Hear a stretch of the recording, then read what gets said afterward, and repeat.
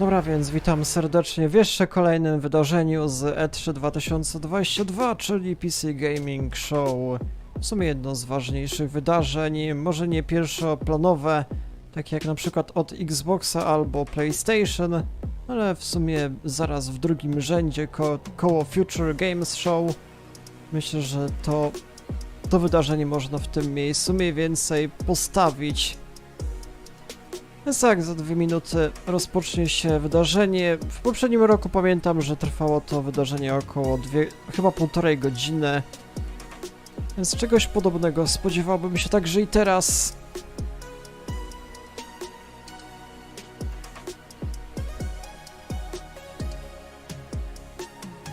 Tak, widzę, że jestem na streamie, na Twitchu oraz na YouTubie, więc witam serdecznie pierwsze osoby.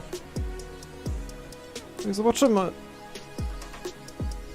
co tym razem zostanie interesującego pokazanego. Jakieś kolejne tytuły większe, czy może indie. W sumie bywa różnie, jeżeli chodzi o tę konferencję. Jak to wyglądało w przeszłości.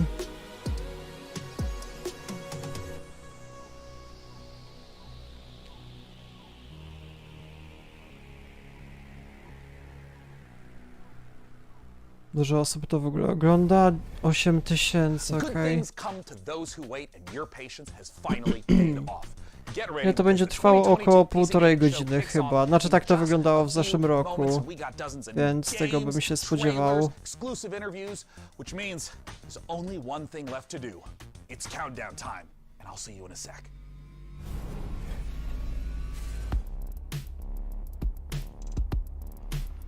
Tak, jutro jeszcze będzie od Capcomu, to również może być całkiem spore. Od Capcomu chyba trochę krótsze, z tego co czytałem, jakieś 35 minut chyba, ale zawartość może być naprawdę obiecująca. Jakiś, nie wiem, Resident Evil 4 remake, jakby gameplay pokazali, to by było znakomicie.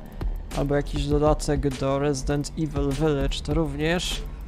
Więc no, szykuje się interesująca konferencja, jeszcze Street Fighter oczywiście może być. Więc potencjał jest duży. No dobra, teraz się skupmy na PC Gaming Show. Zobaczmy, jakie to nowości teraz nas czekają. Hey everyone, welcome to the PC Gaming Show 2022. I'm Day 9 still, one of your hosts, joined again by the amazing Mika Burton. Hi. While we may look like elaborate Unreal Engine renders, Mają tą konsolę Steama chyba, tak? Is the hardware bringing you the best and brightest in the world of PC gaming. Over the next 2 hours, we are going to showcase a metric ton of killer upcoming PC games through world premieres, exclusive interviews, and będą world premieres. And you, the folks at home, might even be able to win yourself a fancy computer if you play your cards right. And now you may remember the last time you saw me on this show, things ended quite literally explosively. Yeah. There was a robot who tried to destroy the human race, electrocuted me. I think I died. Definitely died. Either way, I'm not really sure. It was standard robot apocalyptic stuff. Just minus the overbearing No animated tak, w tej konferencji też takie rzeczy, skecze odwalają czasami. A to w mniejszej ilości niż przy Devolver. We melted him down to try to make our own graphics cards since they're still hard to find, and I would say he's in a better place, but I played Cyberpunk 2077 and he's not. Ooh, that's pretty dark for the start of the show. Or nostalgic. Aww. But none of that matters because the show actually took place in a parallel reality. All right, so you're telling me there's actually a multiverse? According to the writers who told me this 5 minutes before we went live, I am saying there's a multiverse. All right. Jak oceniam Starfield? W porządku. Jest, no, będę musiał jeszcze zobaczyć, jak ten gameplay wygląda w 4K. No tak ciężko było w sumie zobaczyć szczegóły, jeszcze nie miałem okazji tak bardziej szczegółowo. PC gaming. And so without any further ado, it's time for my favorite part. Rated M for mature. Dobra, nowe zwiastuny, zobaczmy. Czy to jakiś nowy tytuł? Chwila, moment. A to wiem, co to jest. To jest ten gra akcji. Zapomniana nazwy, taka gra indie. W zeszłym roku była po raz pierwszy przedstawiana, chyba na jesień, jest teraz planowana. Solstice się chyba nazywa.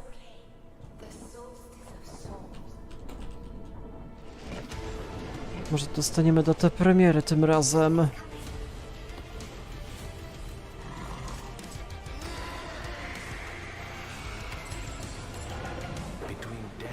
Zaczęli się cringe'owo, ale może będzie jakiś ciekawy tytuł, zobaczymy.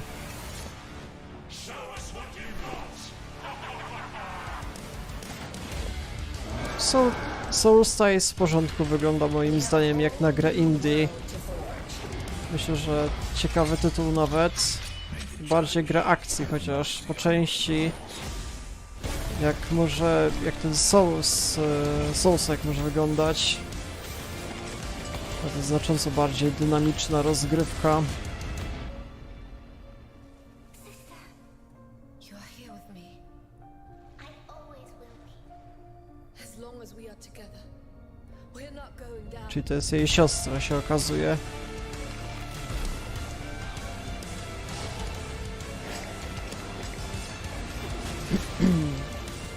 They wanted yet another monster. They shall have one.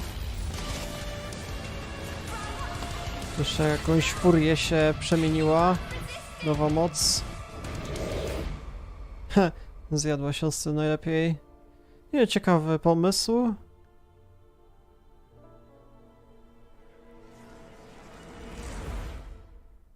Okej, czyli 20 września. No dobra. Nie, fajna sprawa. Dobre potwierdzenie, więc... Dobrze to wygląda. A, czyli można dostać demo nawet, tak? Dobra. Może się jakoś zarejestrować. Z pewnością to zrobię.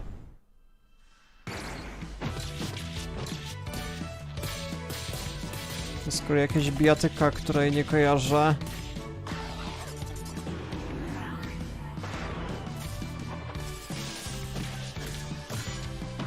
No, w porządku, styl graficzny. Nie, to nie będzie Souls-like, ten Soulstice, to będzie bardziej gra akcji, z tego co widziałem. O wiele bardziej dynamiczna rozgrywka. Nie wiadomo kiedy wyjdzie. Myślę, że 2024 tam było. Taktyczna rozgrywka, co to jest? Taktyczna rozgrywka z... Jakie to jest połączenie, co? Jakieś wiedźmy tam mieliśmy. Z jednej strony, z drugiej strony policja, o co chodzi? Co to jest?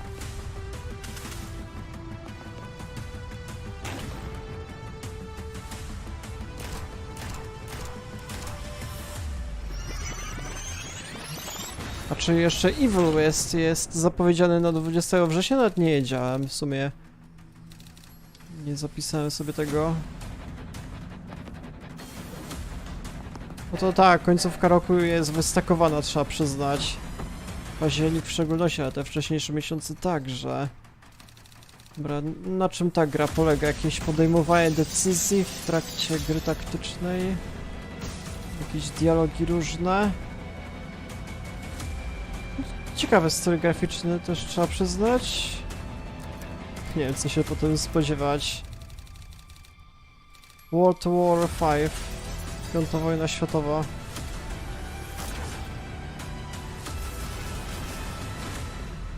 Tactical Bridge Wizards.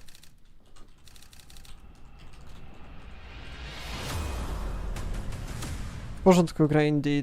Można zobaczyć, w sumie zapisać. You just Zobaczymy. saw Tactical Breach Wizards, a turn-based game of sorcery and SWAT team strategy from the makers of Gunpoint and Heat Signature.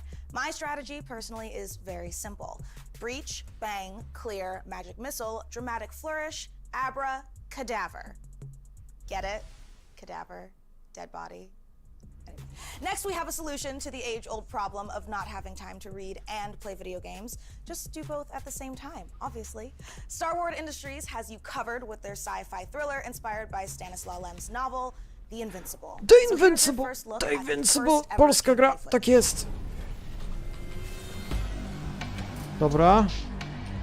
Dobra, to jest już coraz lepsza konferencja. The Invincible, jeżeli nie znacie, to jest na podstawie polskiej książki. To jest polski deweloper również. To jest jedna z najciekawszych polskich produkcji. Come on! Czyli zobaczymy jakiś kolejny gameplay. Ma w tym roku wyjść. What are you expecting, huh? You've set up a field camp down there. Yes. So I didn't expect you to have a second one here. Really? Sit here and don't you dare move. What are you doing here? You're not gonna like this part. Czyli 11-bit Studios za tym stoi jeszcze, że jak?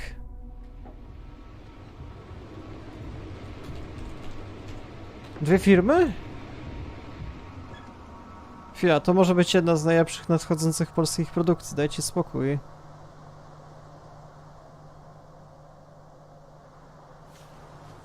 Na podstawie tej książki Stanisława Beksińskiego, Niezwyciężony, tak? The radiation Podejmowanie level is growing decyzji. rapidly. It's starting to get interesting. I'll pretend I didn't hear that, Doctor. Sterujemy jakimś doktorem, mamy mapę.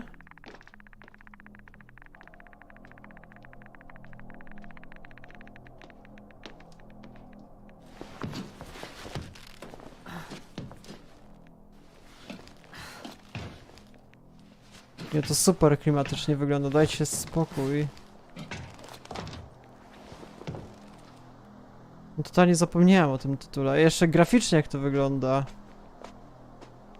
Trzeba będzie jeszcze zobaczyć w tym 4K. Located the mobile antimatter cannon. Another one? How many of those did they... Is it active? Dead. I admire your composure. Roboty. Wait, someone's here.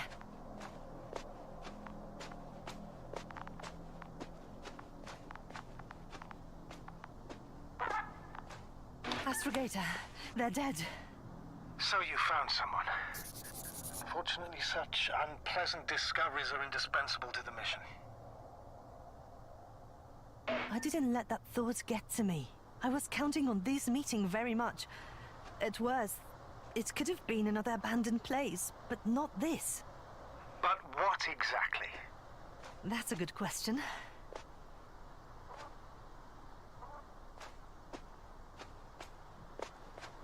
No tam, możemy jeszcze te roboty, to raczej po naszej stronie są, tylko że I'm zniszczone. getting into the recorder.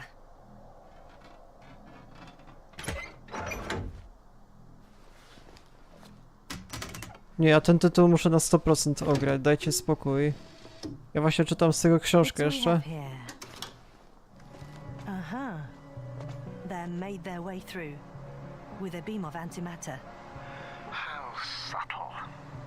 Did you locate this passage?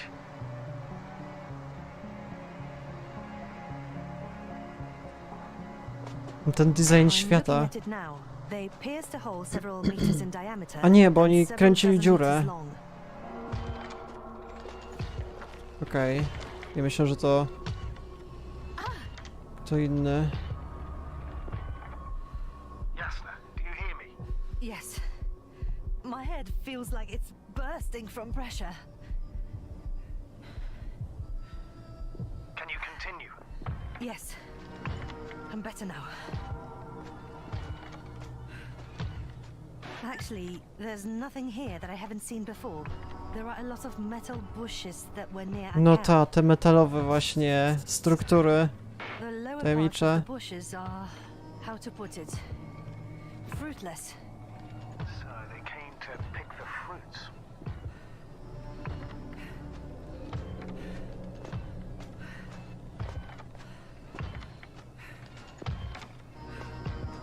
This robot looks like it has started its task and got stuck. What task? This is one of the robots carrying containers with research material. It took the container, but never left that place. Why do you think it's stuck? Well, it goes in circles using the same path. Ta wizja świata, dajcie spokój, The kurde. robot's gone, You must have broken his loop. but I didn't. Well, he must have done something. Never mind. Follow it.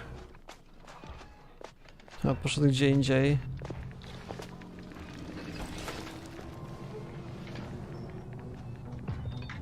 Fuck! It's getting up! What, a robot? No! Antimat! Come on, Jasna. Run. Hide.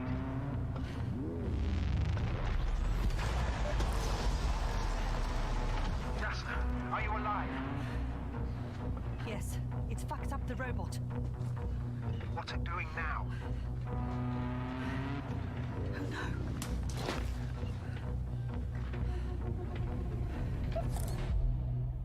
Take care of our Ciekawy.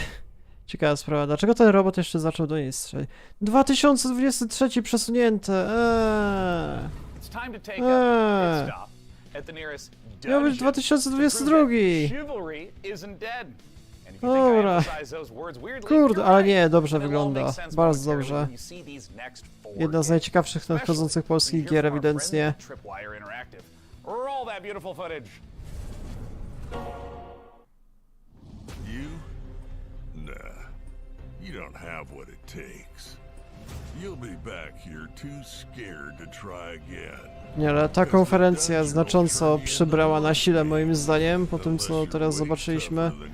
Dobra, zobaczmy co mamy dalej. The turrets, the upgrades. But what you really need is guts and skills. Grab your posse and say your prayers. A Endless Dungeon? To już było kiedyś chyba przedstawione. To play. To die. To give your feedback. To mi osobiście przypomina tego Alien Swarma przede wszystkim, że taka akcja z widoku z lotu ptaka, dużo właśnie się dzieje, dużo walki na jakichś kosmitów. Sign up now? Jakaś oferta beta, nie? Nie było nic konkretnego. To z kolei ten symulator F1 już było przedstawione wcześniej, czyli żadna nowość. No, wszystkie informacje są wiadome o tym.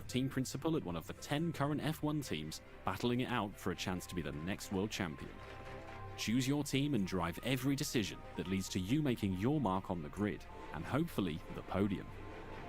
Winning championships depends on your ability to make the right calls on and off the track. During races, you'll mastermind strategy, plan tyre stints for each driver, and make changes on the fly when necessary. Issue driver callouts, such as instructing them to attack or defend, manage their tyre wear and battery usage, or even to avoid battling a teammate. All while reacting to dynamic events like race incidents and fluctuating weather and track conditions. Jakoś w drugiej połowie tego roku miało wychodzić, tak? Hire best-in-class staff to work across your aerodynamics and engineering teams and put them to the task to develop your car and prepare new parts for upcoming races. Optimize your finances to keep the board happy, improve and maintain your facilities, and scout talent from F2 and F3 to try and ensure future success.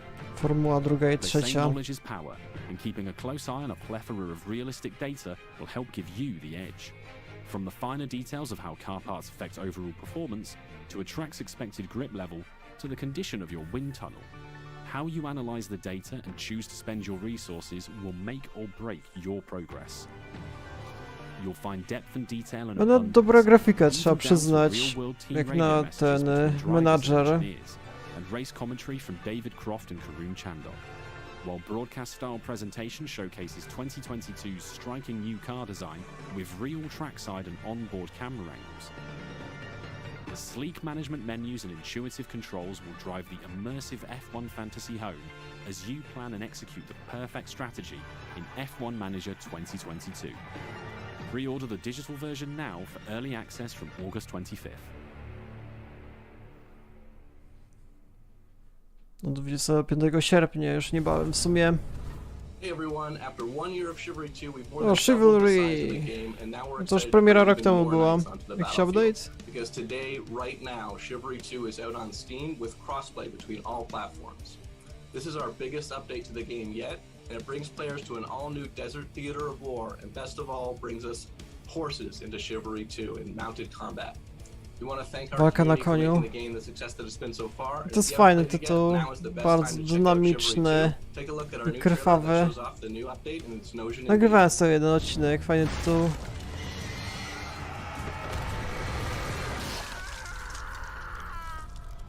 Właśnie akcja z pierwszej osoby. Na dużą ilość graczy, chyba 32 na 32. Czy tam nawet więcej, nawet nie wiem.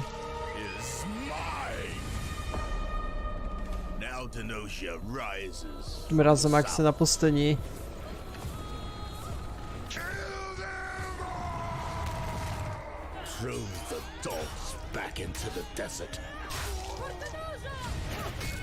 Fajny, rozbudowany system jest walki właśnie.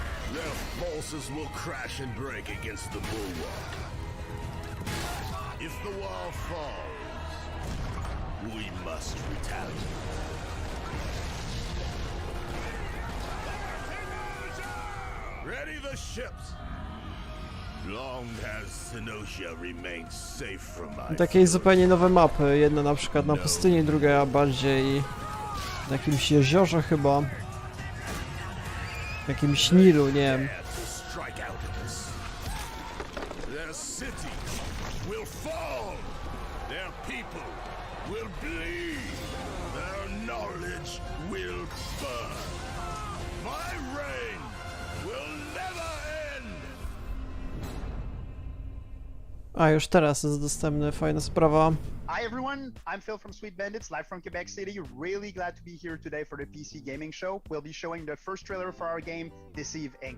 It's a multiplayer competitive spy game where you get to use social stealth, high-tech gadgets, and powerful spy abilities to try and get the upper hand. We've had the chance of working with Tripwire Presents on the project, so this is only the beginning. Please follow No, us w on zeszłym social roku media były at chyba lepsze Deceive Inc. to learn konferencje, more. muszę We'll be releasing przyznać. the game in early 2023 To on nie było PC, tragedii, Xbox Series S, NX, and PS5. ale mogłyby Thank być you so lepsze. much, and let's enjoy the Od trailer. Xboxa na przykład, albo Summer Game Fest. Rok temu lepiej było tam na przykład Elden Ring zapowiadany. As you know, Deceive Inc.'s company policy is to deploy multiple agents to ensure the mission's Jaka według success. was była najciekawsza zapowiedź z tego roku? Moim zdaniem chyba Resident Evil 4. Będę musiał jakąś listę z tego zrobić, podsumowującą.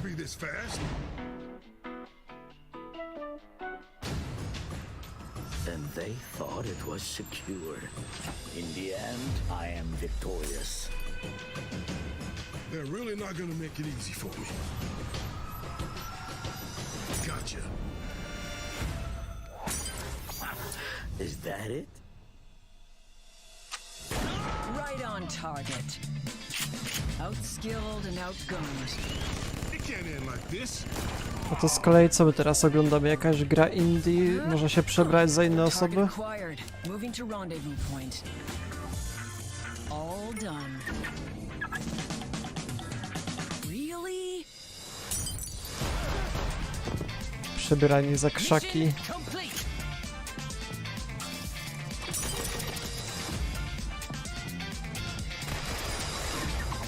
No z Diablo dużo nie przedstawili w sumie. Tylko tam nowa postać jedna i tyle.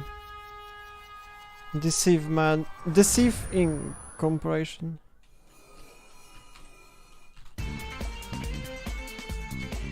- 2023. Nie kojarzę takiego tytułu. Coś nowego? I mean, mine personally involves a flight of unicorns and a Valkyrie army on Pegasuses, but you know, yours may be different, but you know, somehow I doubt it. This year, we've partnered with the PC builders at iBuyPower to bring a very different dream to life. My dream PC room. Unfortunately, there's bad news for me, I don't get to keep it. But very good news for one of you. Kurde, Ragnarok powinien już w tym roku wyjść, dajcie spokój. Jeszcze w kolejnym... Ten poprzedni w 2018 wyszedł, tak? Aż 5 lat trzeba było czekać. Myślę, że w tym powinni wypuścić. Myślę, że już tam... W sumie było nawet potwierdzane jakiś czas temu.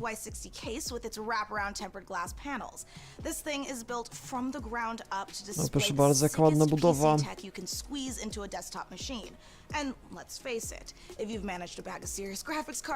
Ja myślę, że God of War wyjdzie jeszcze w tym roku jakoś pod koniec, na grudzień. Chociaż sobie nie wiem, Hogwarts Legacy wtedy wychodzi. Może nawet wcześniej God of War wyjdzie. So let's check out the Listopad, guts of our październik? PC, and trust me, there's plenty of power crammed in. The No big question though wtedy is wyjdzie what też pixel i pusher coś iBuy innego, Power has ten used, and you won't be disappointed Square with the Enix. overclocked RTX 3090 from Gigabyte, right? This 24GB monster of a Forspoken, GPU tak? packs the cooling Ciężko to stay powiedzieć, chill no. and the power to smash through any game you throw at it. The graphics card is the rig's MVP, but any superstar needs some dope backup. And the fastest gaming CPU around, the Intel 5.5 GHz Core i9 12900KS I with 9, 32GB of okej. DDR5 RAM and 2 Ja mam terabytes 7 of osobiście. seriously fast SSD storage, both from Już 8 kilka rodzin do przodu makes up poszło. the Ja mam perfect jakieś support team. 9700 That chyba is a whole lot of K. PC. But Mika, Już you 3 may generacje do wonder, przodu what są. about the peripherals? Well, animal lovers, we got you covered. Because the Height Eclipse wireless headset comes in plush vegan leather trim with a 30-hour battery life and competition-grade 2.4 GHz connection. And you noisy typers are going to love the clicky-clacky mechanical keyboard that comes with it. Oh, I'm sorry, what was that? RGB? Well, of course! The keyboard and mouse both light up like Jak to Linux wszystko City jest on a teraz Saturday night. RGB? And yeah, you can turn it off Najważniejsza so you can sprawa. actually get some sleep. You can find out more about this gear feature today over at ibuypower.com, but I know what you really want to know. The info on how to win this beastly setup. So here are the details. Thanks, Mika. Yes, folks, it couldn't be easier to enter our Dream PC giveaway. For your chance, just head over to pcgamer.com/dreampc and follow the simple instructions. There, you'll find a complete breakdown of the prize, which, don't worry, also comes with some very swish monitors as well as the eligibility rules. Good luck, gamers. That is right, just head over to pcgamer.com/dreampc for your chance to win. But Czy mi się wydawało, czy oni tam mieli ten... Kepler Interactive and A A44 nie. Games comes Flintlock: The Siege of Dawn, an action RPG from the team behind Action. Myślałem, że mieli where gods odwrotnie and mikrofon guns ustawiony, bo to jest ten Blue Yeti. Trzeba w drugą stronę, ale później mieli OK. Dobra, zobaczmy ten Flintlock, to już było przedstawiane na tym Xboxie, tak? To nie jest żadna nowość. Może jakiś bardziej dłuższy gameplay, zobaczmy. Reakcji przedstawiona z trzeciej osoby i nie wiem, wygląda tak samo jak na tym Xboxie, chyba ten sam zwiastun. Tak, chyba dokładnie to samo dają.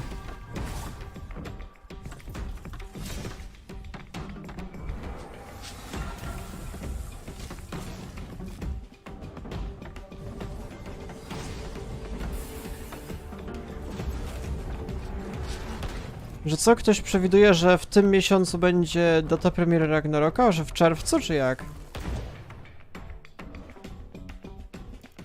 Jak to możliwe? To nie ma takich rzeczy,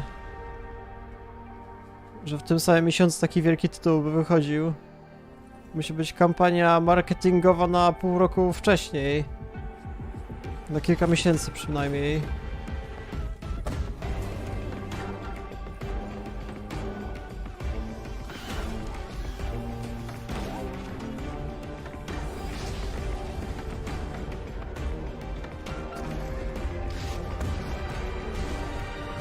A że datę ujawnił wtedy. No okej, dobra. No to już jest możliwe. A to wtedy gdzie by przedstawiali jakieś kolejne wydarzenie od PlayStation by było? Gdzie to jeszcze może być?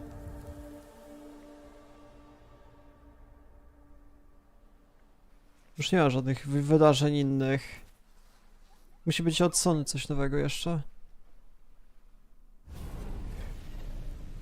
Hey PC Gaming Show, I'm Derek Bradley, the CEO of To może Sony właśnie takie podejście zastosowało do tego całego E3, że na początek przedstawili jakieś tam słabsze tytuły, powiedzmy. Chcieli zobaczyć, co Xbox ma do zaoferowania i teraz po tym E3 jeszcze dobiją.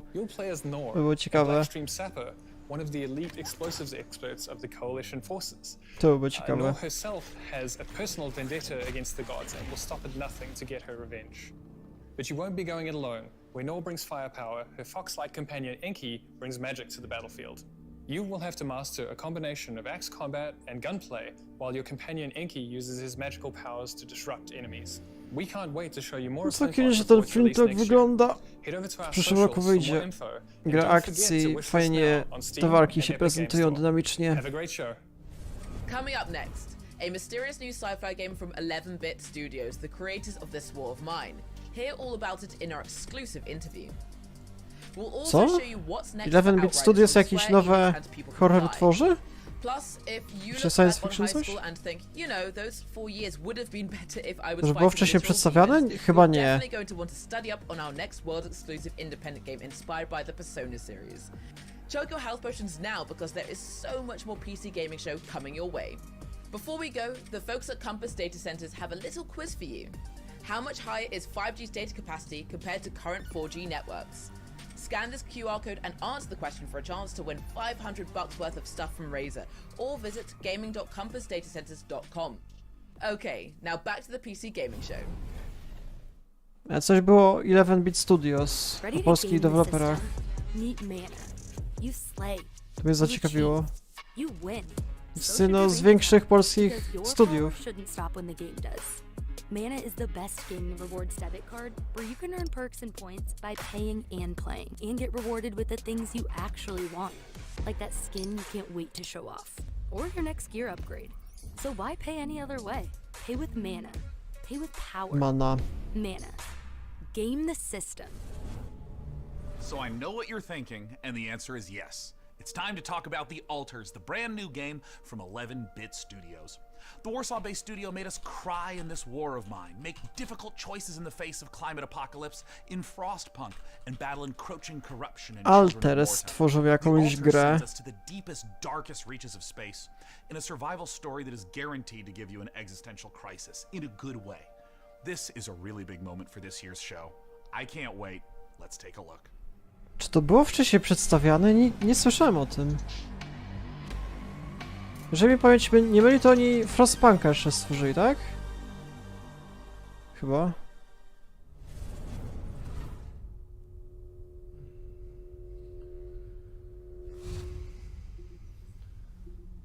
No tak, Frostpunka stworzyli. To jest jedno z topowych polskich studiów. To top 3, top 4, top 5, coś w tym stylu.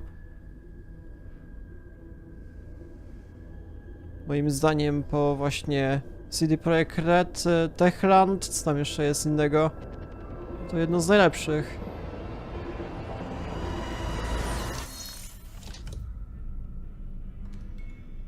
No Frostpunk tam oceny 80 chyba jakieś 5% miał, pamiętam.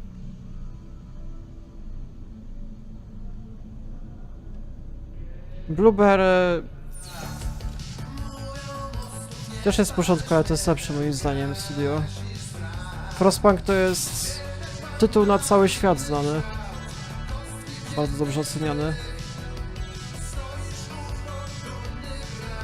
Muzyka jeszcze jaka polska.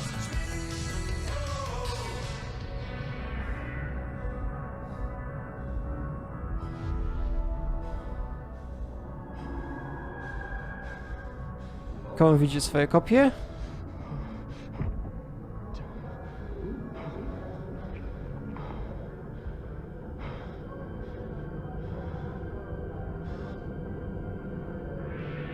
Ta gra się Alters nazywa w sumie, tak jakby się kopiowali.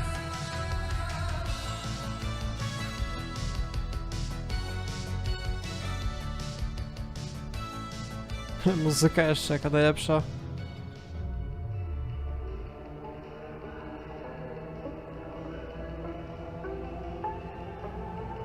Ha?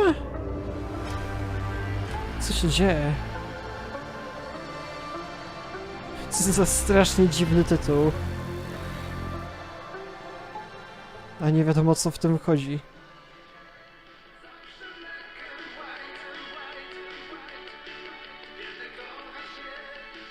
A co to jest w ogóle za rodzaj gry? To jest gra strategiczna, akcji, co? Nie wiadomo. Joining us now to talk about what we just saw all the way from Poland is Tomasz Kasilewicz of 11-Bit Studios. Dobra, to się Welcome to the PC dowiemy Gaming przynajmniej. Show, and thanks so much for joining us. Thank you so much. Hello. Okay, there is a lot to unpack there. We got clones, we got this huge wheel. Tell us, what did we just see? Well, first of all, these guys were not exactly the clones. We saw Jan, our main character, who's traveling with a group of the alters, who are the alternative versions of the same person. And they are going through this distant alien planet in their mobile base, which was the wheel you saw at the end. So what's the player's goal as they're progressing through the story? So you are a space builder stranded on this distant planet, and your goal is to survive and find a way back home. But the thing is, in order to do so, you need to create those alters, as each one of them have different set of skills and character traits. So these are things necessary for your survival and finding a way back home. So from the trailer, tonally this could be a horror, a thriller, a mystery. No właśnie. What should players expect? Actually, there are bits of everything you mentioned. Like, there is this mystery as we're looking deep into the soul of the character, but what you find there can also be pretty scary. So there are those beats of psychological horror and drama, but then on top of it we have this quite thick layer of surreality. I mean, how surreal would it be to one day, you know, wake up next to a little different alternative version of your very self? Now, there's a quote that you shared with me earlier, that man cannot remake himself without suffering, for he is both the marble and the sculptor. How does this quote relate to the story? So this quote, it relates directly to the main theme of our game. We as people, we are shaping ourselves every single day with every single decision that we are making. This process, the whole process of becoming who we are, it can be quite painful at times. But in our game, Jan, the main character, he has this unique possibility of not only shaping himself, but also reshaping himself and numerous times with every single alter that he is creating. Do you see this as more of a classic sci-fi story, something like a Ray Bradbury work, or is it something more contemporary? Well, it is very classic sci-fi in a way that we are taking a relatable topic and we are using the sci-fi theme, we are using the sci-fi setting to look at it through the magnifying lenses. But then when we're choosing the tools, this is a very contemporary game and we're taking advantage of what video games are as a medium. So we're using tools like systematic design and non-linearity in order to put the players in the middle of the experience. And in the end, Nie no, pomysł fajny, ale to dalej nie wytłumacza, o co w ogóle chodzi w tym I wanted to tytule. ask a little bit about the relationship of your previous titles to the alters, whether there's any narrative or themes or even just influence that those games had on this one. Well, the alters is purely 100% our game, 11-bit Studios game, and it's created in line with our meaningful entertainment philosophy. So it's a game we hope that it will make you think even after you stop playing it. This War of Mine was this first huge milestone. It paved the way for all the future titles. And with Frostpunk, it was taken to another level with the strong focus on the emergent narrative. Jeszcze Frostpunk 2 teraz Alters, wychodzi. we want to follow Już that tworzą. path, but we also really want to push the boundaries even further and expand on how we approach meaningful topics inside the design of our games. Thanks so much again to Tomasz and the whole team at 11-bit Studios for Tam joining us. powiedział, że jakieś tworzenie chyba będzie tego statku swojego, ale dalej nie wiem w sumie o co chodzi. Thanks, Day9. Honestly, I need to look into getting myself cloned so I can make time to play. Nie, będę musiała przeczytać o tym szczegółowe informacje, może gdzieś podali. No ale ciekawy pomysł, to z pewnością. No, nie wiadomo o co chodzi jeszcze. For video games? Yeah, no, it's totally worth it for video games. Anyway, that's a problem for future Mika. Present Mika is much more interested in what you all have been saying about the show so far. So keep letting us know your thoughts by using hashtag PC Gaming Show on all platforms. Now, let's get back to the Nie, spoko, wydarzenie, fajne tytuły przedstawiają. Nie spodziewałem się.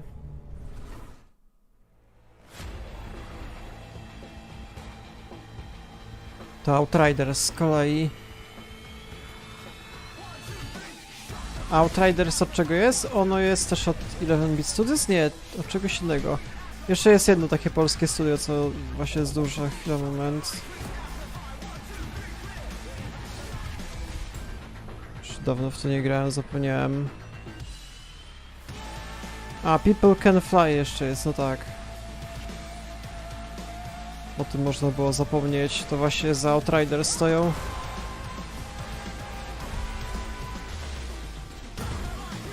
No, w sumie polscy deweloperzy rządzą, proszę bardzo. To może jeszcze Witchfire pokażą.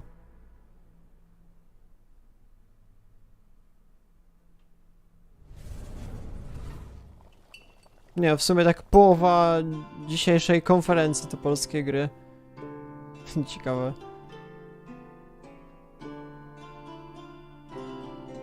Czemu Polska jest tak dobra? To chyba po tym jak Wiedźmin odniósł taki sukces, wiele osób chce to powtórzyć może.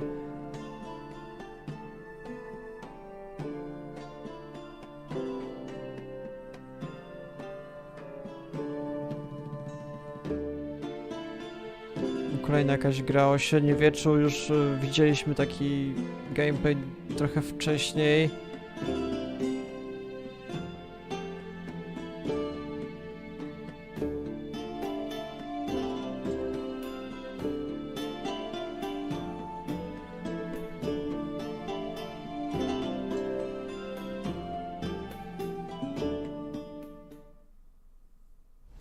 Potion Craft. Sure. When Tiny Build lets you open your own medieval potion shop, you get hailed as a master alchemist. But when I do it, I get a sternly worded letter from my landlord about how my cauldron violates our lease agreement. Whatever, it's his loss. But more importantly, folks, we promise you the maximum amount of games humanly possible, and we aim to deliver quite literally.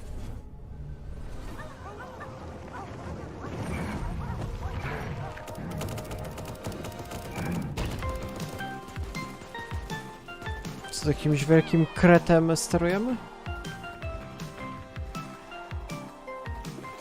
To są jakieś śmieszne tytuły indie.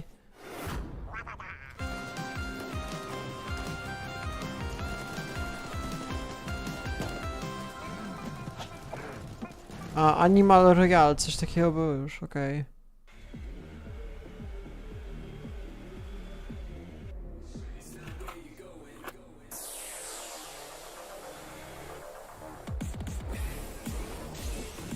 To z kolei dosyć charakterystyczny styl tej muzyki oraz grafiki. Chyba jakieś lata 70. Jak to się nazywało? Synthwave? Nie pamiętam.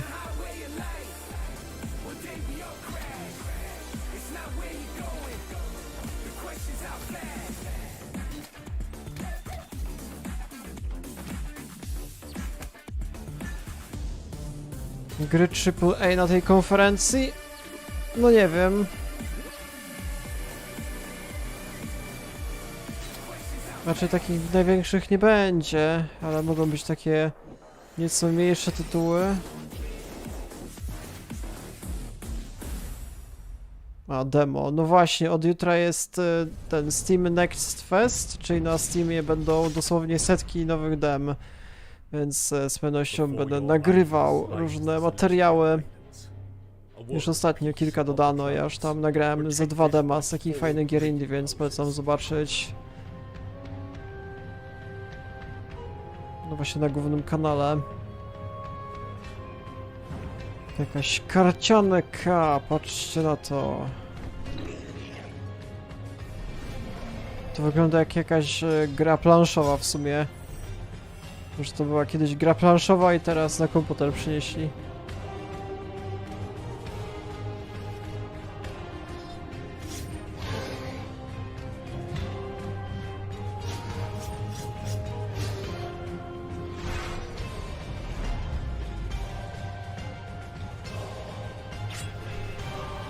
No Hokkaido 2023.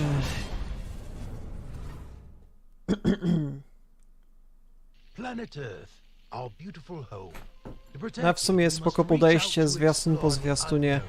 Nie gadają głupot, tylko od razu gry przedstawiają.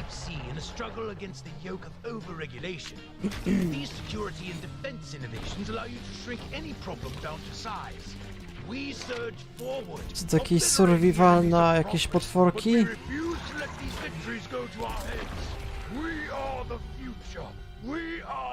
Co? Killing Floor 2? Co? To jakiś O co chodzi? And now it's time to give you an exclusive briefing on what's next for one of PC gaming's titans of modding, simulation, and scale. Arma 4. Arma 4, no właśnie. Interactive kicked things off by releasing Arma No właśnie. on Steam in early access. To było zapowiadane już wcześniej, zapomniałem. No Arma 3 to do dzisiaj jest grana, wiele osób to ciśnie. Kurde, co ja dostaję za powiadomienie? Dajcie spokój. We've got none other than Bohemia Interactive. Thank you so much for joining us. So as of right now, Arma Reforger has been Najbardziej realistyczna strzelanka, że tam się dostaje kulkę w nogę i się wykrwawić można. Tam chyba jacyś wojskowi nawet w to grają specjalnie. We also realized they like modding a lot and they review this as a key quality of our games. And we are very pleased by the reactions of both our community and the new players who immediately started flooding internet with videos, playthroughs and Pamiętam kiedyś grałem w tą Armę, to mi się tak nie podobało.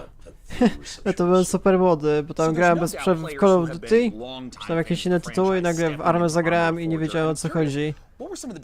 Dostałem jakąś tam kulkę i się wykrwawiłem i tyle. Nie, to produkcja na topowym poziomie, jeżeli chodzi o taki realizm. Very much on the very purist side of things, so no HUD, no save games, no superficial helpers, and this fight can get very intense even in-house. So I'm the real Arma purist and I'm on this for 25 years now, so I will keep fighting, but obviously this is part of the fun. So there's always never-ending battle. I think 2 years ago we really struggled to keep it Arma and even internally preserve our own standards, so do it our own way rather than replicate. Jakie gry będę nagrywał jesienią? Nie wiem, jeszcze zobaczę. Będę musiał zrobić kilka materiałów podsumowujących, jeszcze mam wiele rzeczy do zrobienia. Jeszcze się nie zastanawiałem.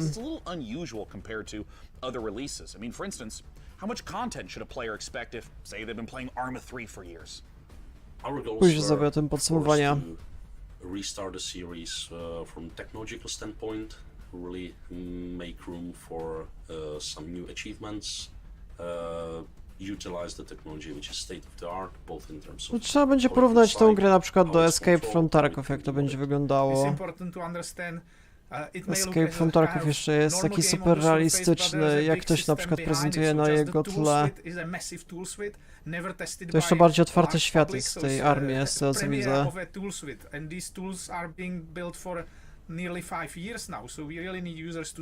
Aż nie wiem, co jest bardziej realistyczne. Sorry to interrupt, but we have one quick question from the Arma fans. Has Russia's invasion of Ukraine impacted your approach to Arma 4 and Arma Reforger, a game that depicts the Cold War? Well, yes, because it's extremely close to us. We even live in a way very nearby, so definitely. Skąd oni pochodzą, nawet nie wiem. Work on this many years ago, so the direction was set before, but we always approach conflicts and armed conflicts with a great level of respect. We're still at the beginning, but we definitely would like to continue in our exploring this serious theme.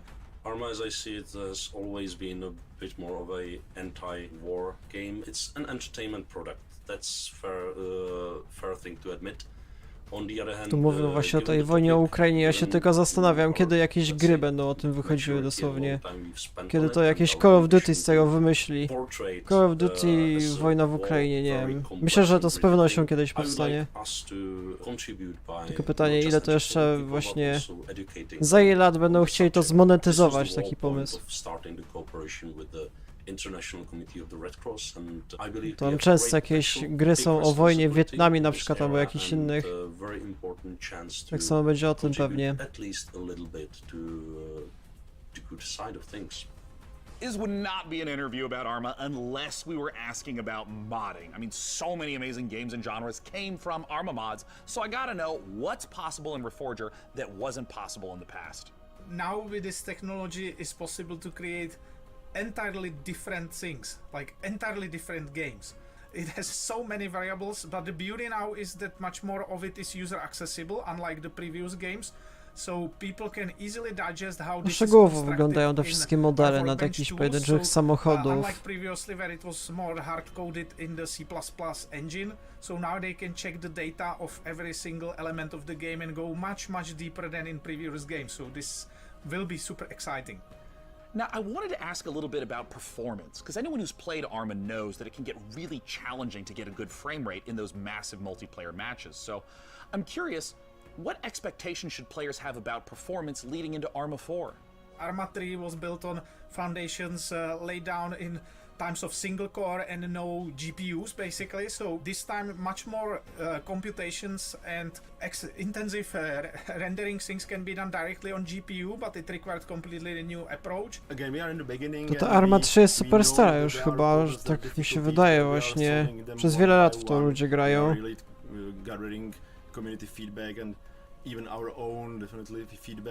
Arma 3 z 2013 i dalej jest to całkiem popularne. Massive multiplayer game, it's a huge challenge, server performance of course, and all the technical things. So we are moving forward. Thank you so much again, Bohemia Interactive, for giving us the inside scoop on both Arma Reforger and Arma 4. Now, you don't go anywhere, because here is what's around the corner.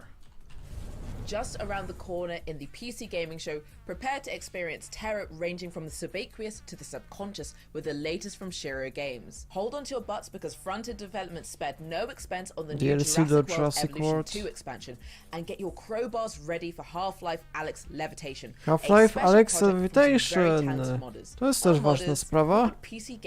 Jakiś dodatek do Half-Life Alyx, tak? Nie no, ta konferencja jest o wiele lepsza niż sądziłem, prawdę mówiąc. Ciekawe. $500 Razer gift card. Scan the QR code on the screen to enter. Last year, Shiro Games debuted War Tales at the PC Gaming Show, but the publisher has a lot more than its medieval sandbox RPG on the way. Up next, we'll hear what's up with Shiro's slate of projects and stick around for the debut of Nie wiadomo chyba ile będzie trwało. Chyba rok temu jakieś 1,5 godziny trwało, więc może tyle samo, nie wiem. Czyli prawdopodobnie do 20... Zaraz, której? Czyli do 23 by trwało, tak? No zobaczymy. A to jest ta gra Dune Spice Wars? Nie posłuchałem. Multiplayer will be available in Dune Spice Wars very soon. Ta, dobra. After 5 years and nearly 3 million units sold, Northgard's story finally continues. In a new chapter set shortly after the events of the first campaign, Ragnarok has decimated the lands of Northgard. Long-standing alliances have been broken. Violence and betrayal now plague the continent. Forced to depart what they once called home, our heroes arrive on unknown shores and find themselves confronted by unfamiliar faces in a dangerous new realm. This Northgard expansion arrives this winter. A była ta gra Northgard, okej. Jakaś gra strategiczna już sprzed jakiegoś czasu, czyli to DLC, tak? Cooperative is finally coming to our open world tactical RPG. You share food, gold, and camp with your friends. But you can split up to cover more grounds. Before every fight, devise the perfect strategy to overcome any threats that may stand in your way. But be careful in your approach, as one wrong move may lead to your group's demise. The co-op update will allow you to play between 2 to 4 players, and it will be available this summer. War Tales? To też słyszałem, to też coś starszego. So a few months ago we announced Shiro Unlimited, a new publishing label created by indies for indies, and we are very proud to announce 2 new titles coming from the Shiro Unlimited family. 2 nowe tytuły.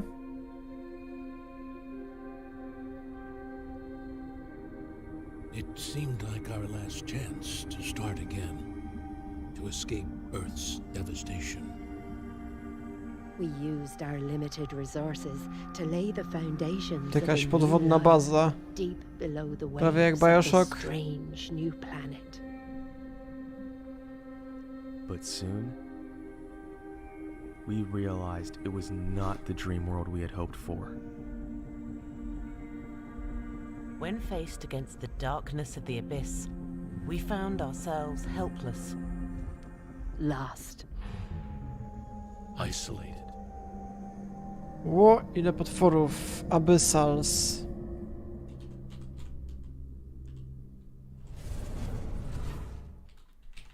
Właśnie coś nowego, ciekawa sprawa, jakaś chyba gra strategiczna. Z tego co rozumiem, a ten z kolei. To też jest coś nowego? Jakaś gra pixel art? Jakiś horror? Psychologiczny chyba. O utracie jakiegoś męża, tak mi się wydaje. Jakiś był dziwny. No całkiem ciekawe. Nawet fajne są takie horrory.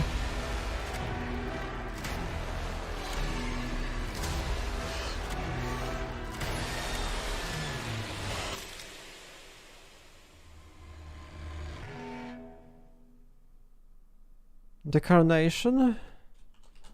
Thank you very much for sticking with us, everyone. We hope you enjoy the rest of the show. Nawet fajne, nawet fajna gra indie. Ciekawe pomysły. You just saw why you were exactly right to be afraid of the ocean in Abyssals, and you confronted your inner demons in the retro dream horror of Decarnation. Next up, how do you rebuild a city in a world set after the collapse of civilization? Let's find out how by taking a look at I Am Future from Tiny Build. I Am Future. Nie kojarzę.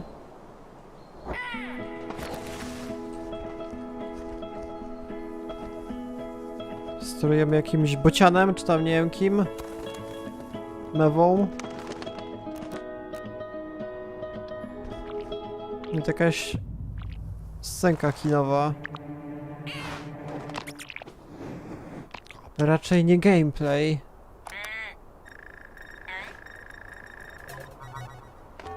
Warning. Hibernation aborted. Your total hibernation time was 6 years, 6 months, 5 days. Welcome to Eden, your new home. I have no idea where the hell I am. But damn, this place is gorgeous.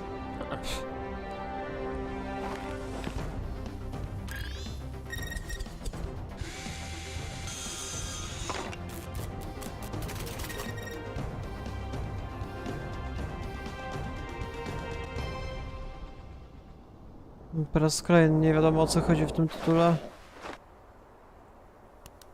Jakiś gameplay by się przydał. -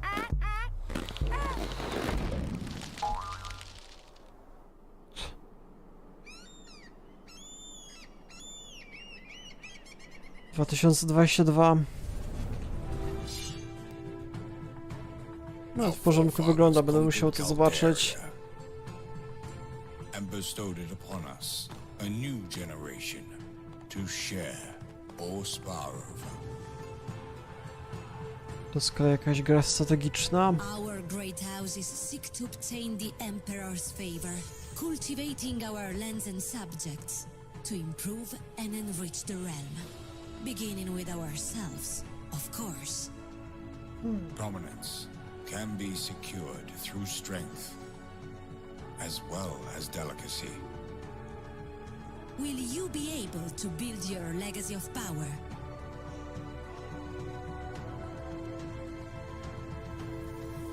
Join the great houses of Calderia. And now, for these next trailers, it's true. They do move in herds. That was so much. The thought process is simple. God creates dinosaurs, God destroys dinosaurs, man czyli destroys Jurassic God, World. man Nie, creates Jurassic video games Park, to nie play wiem. with dinosaurs. But just be warned that one of these trailers might come as a bit of a shock to the system. Jurassic World Evolution chyba tak się nazywa? Gra o tworzeniu parku jurajskiego.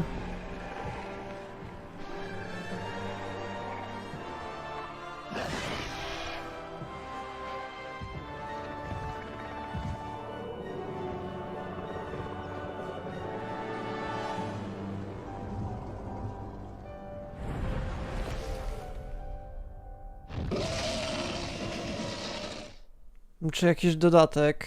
June? Zaraz. To za 2 dni wychodzi, tak? Fajna sprawa. Gamer. Humans interfacing with computers for their own entertainment.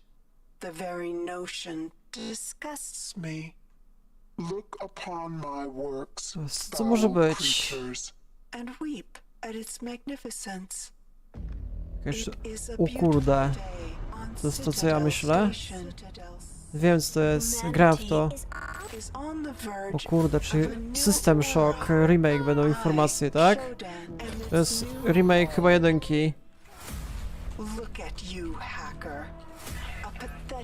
To jest fajny tytuł.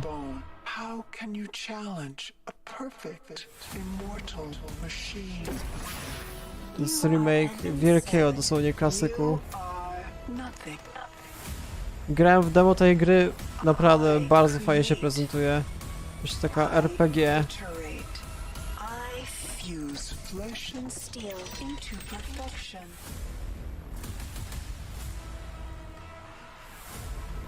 To sobie wygląda jak jakaś strzelanka, ale elementów RPG jest bardzo wiele w tym.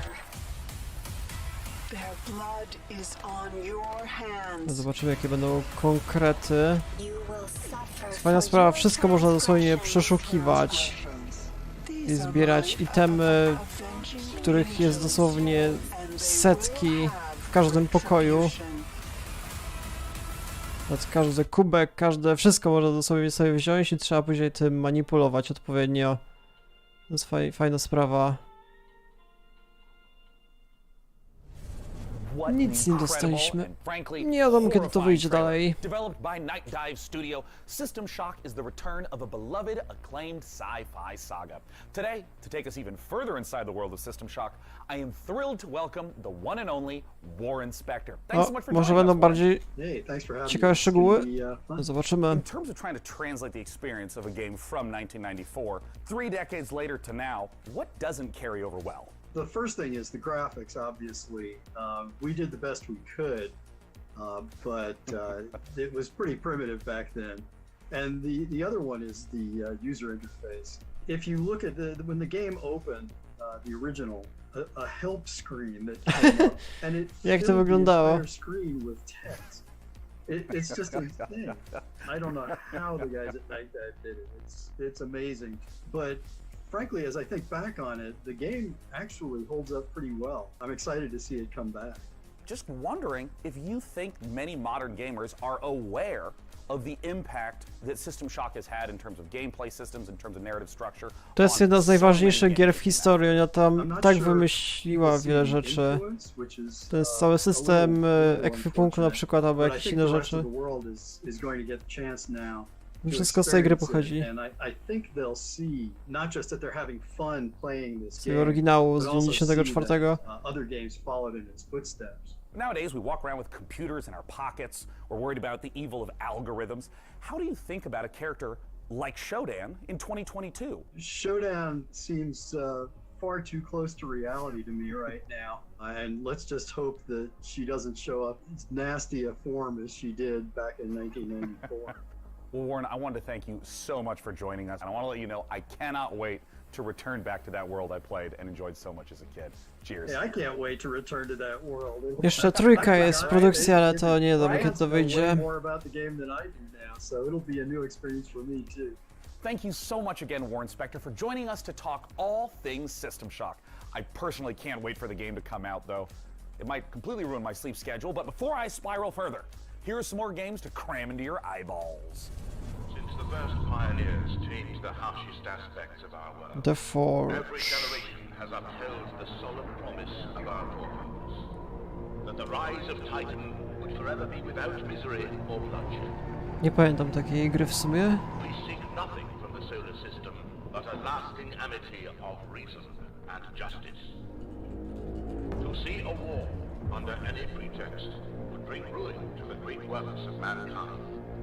Any victory achieved through that deepest expression of human unreason would be as devastating as defeat. We have but a singular purpose: to establish peace and security for all mankind. Jakieś statki zatują na planetę? War between Mars and Titan devastated our solar system. Lead the survivors to Demarat, where you will continue Falling Frontiers storyline campaign in orbit Falling of the Frontiers.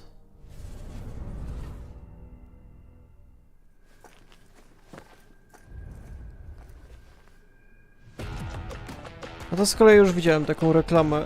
To było do gry, która już wcześniej jakoś wychodziła. Jakiś Superhumans, coś w tym stylu, ale... To chyba nie jest nic super popularnego.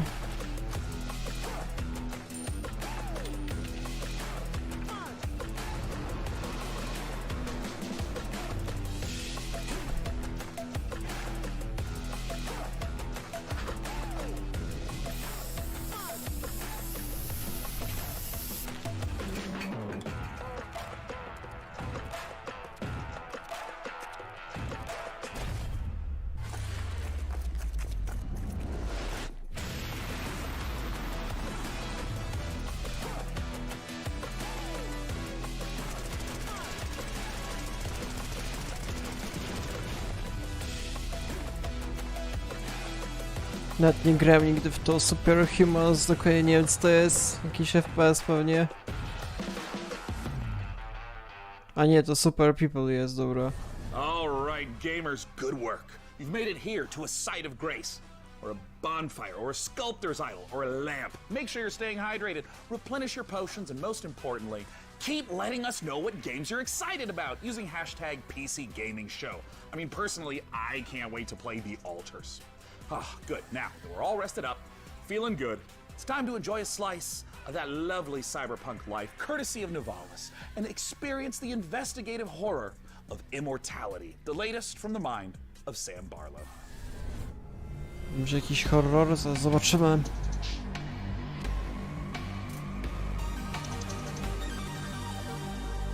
O, World Premiere, coś zupełnie nowego. I believe we have a short clip here. Do you want to tell us what we're about to see? Well, I don't want to spoil things too much.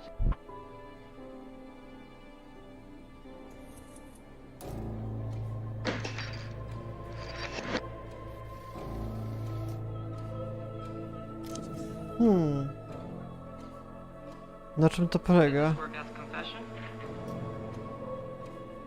Można manipulować tymi wszystkimi klatkami? Czasami są takie gry w postaci filmów interaktywnych. I to jest trochę więcej możliwości chyba.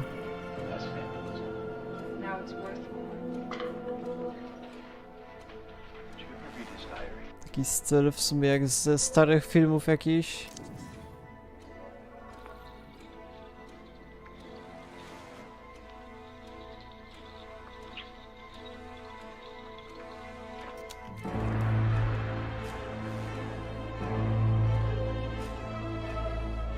Co się stało jakiejś pani? Musimy odkryć.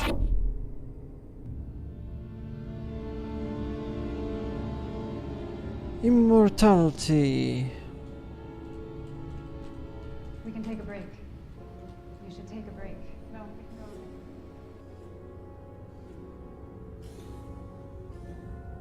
26 lipca, okej, już niebawem. Jeszcze jakiś cyberpunk. Hey boss, time to wake up. We got O kurde. customers waiting. Co to jest za What do you tytuł? mean you don't know where to start? Let's clean this place up. Move some chairs and tables around. We can make this place Tworzenie własnej restauracji? Jakie macie cyberpunka? To ciekawe. Once we start making real money, Nie, fajnie się to well, then you prezentuje. can rent that fancy new apartment in Midtown. So make friends, make enemies. If customers are rude, just turn on the old charm. or water down their drinks. Te postaci się poruszają tak sztywno, jakby, nie wiem, każda patyk zjadła. This is a world to explore, to make stories, your stories. You ever look up at the clouds and wonder what's up there? Well, if you dream big enough, maybe you'll find out. Maybe we all will. Welcome to Nivalis. Nivalis? Całkiem nieźle. Trzeba zwrócić na to uwagę. At Ironlands, we are big fans of cyberpunk fiction and games, but we have our own ideas of what a cyberpunk world can be. This is a game in which you manage your restaurant, bar or nightclub, take care of your staff, make deals, farm and experience the stories of Nie, świat fajnie wygląda, ten styl graficzny, ale to jak się postaci poruszają, to nie da się patrzeć. We spend lots of time creating a unique atmosphere with high levels of detail and dynamic elements. We are excited about the cyberpunk world we're making, and we can't wait to see the choices you'll make and how you'll choose to live your life when you come visit us in Nivalis. You can wishlist Nivalis now on Steam and the Epic Game Store.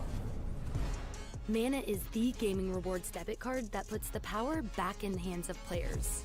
So with every quest you complete and every purchase you make, you're earning for the rewards you actually want. We make it easy for you to set up and start. Just sync your favorite games to your Mana account and start earning real-life rewards the next time you play. So why pay any other way? Pay with Mana. Pay with power. Mana. Game the system. Get ready to overclock your eyeballs, because this next trailer is coming in hotter than my computer with 3 Chrome tabs open. To jakaś gra o dobrej grafice się może szykuje, tak koleś powiedział. Może się karta graficzna spali, czy tam co innego.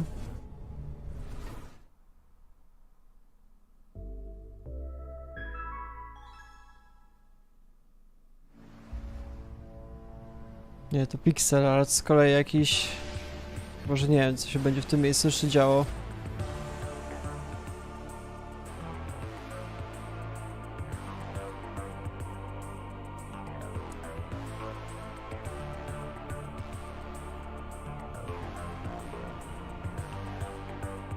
Walki na jakieś demony.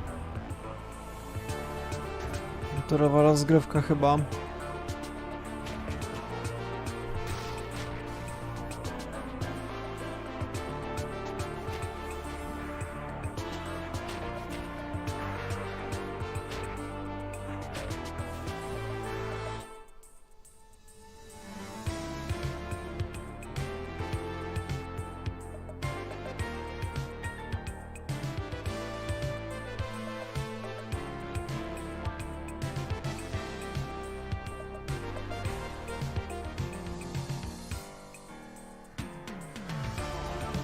Kurde, jakie bossy jeszcze, patrzcie na to.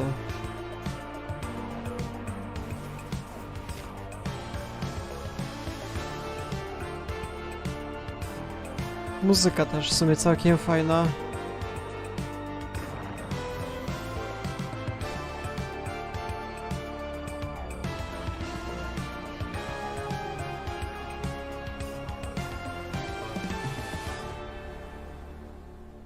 Demon School.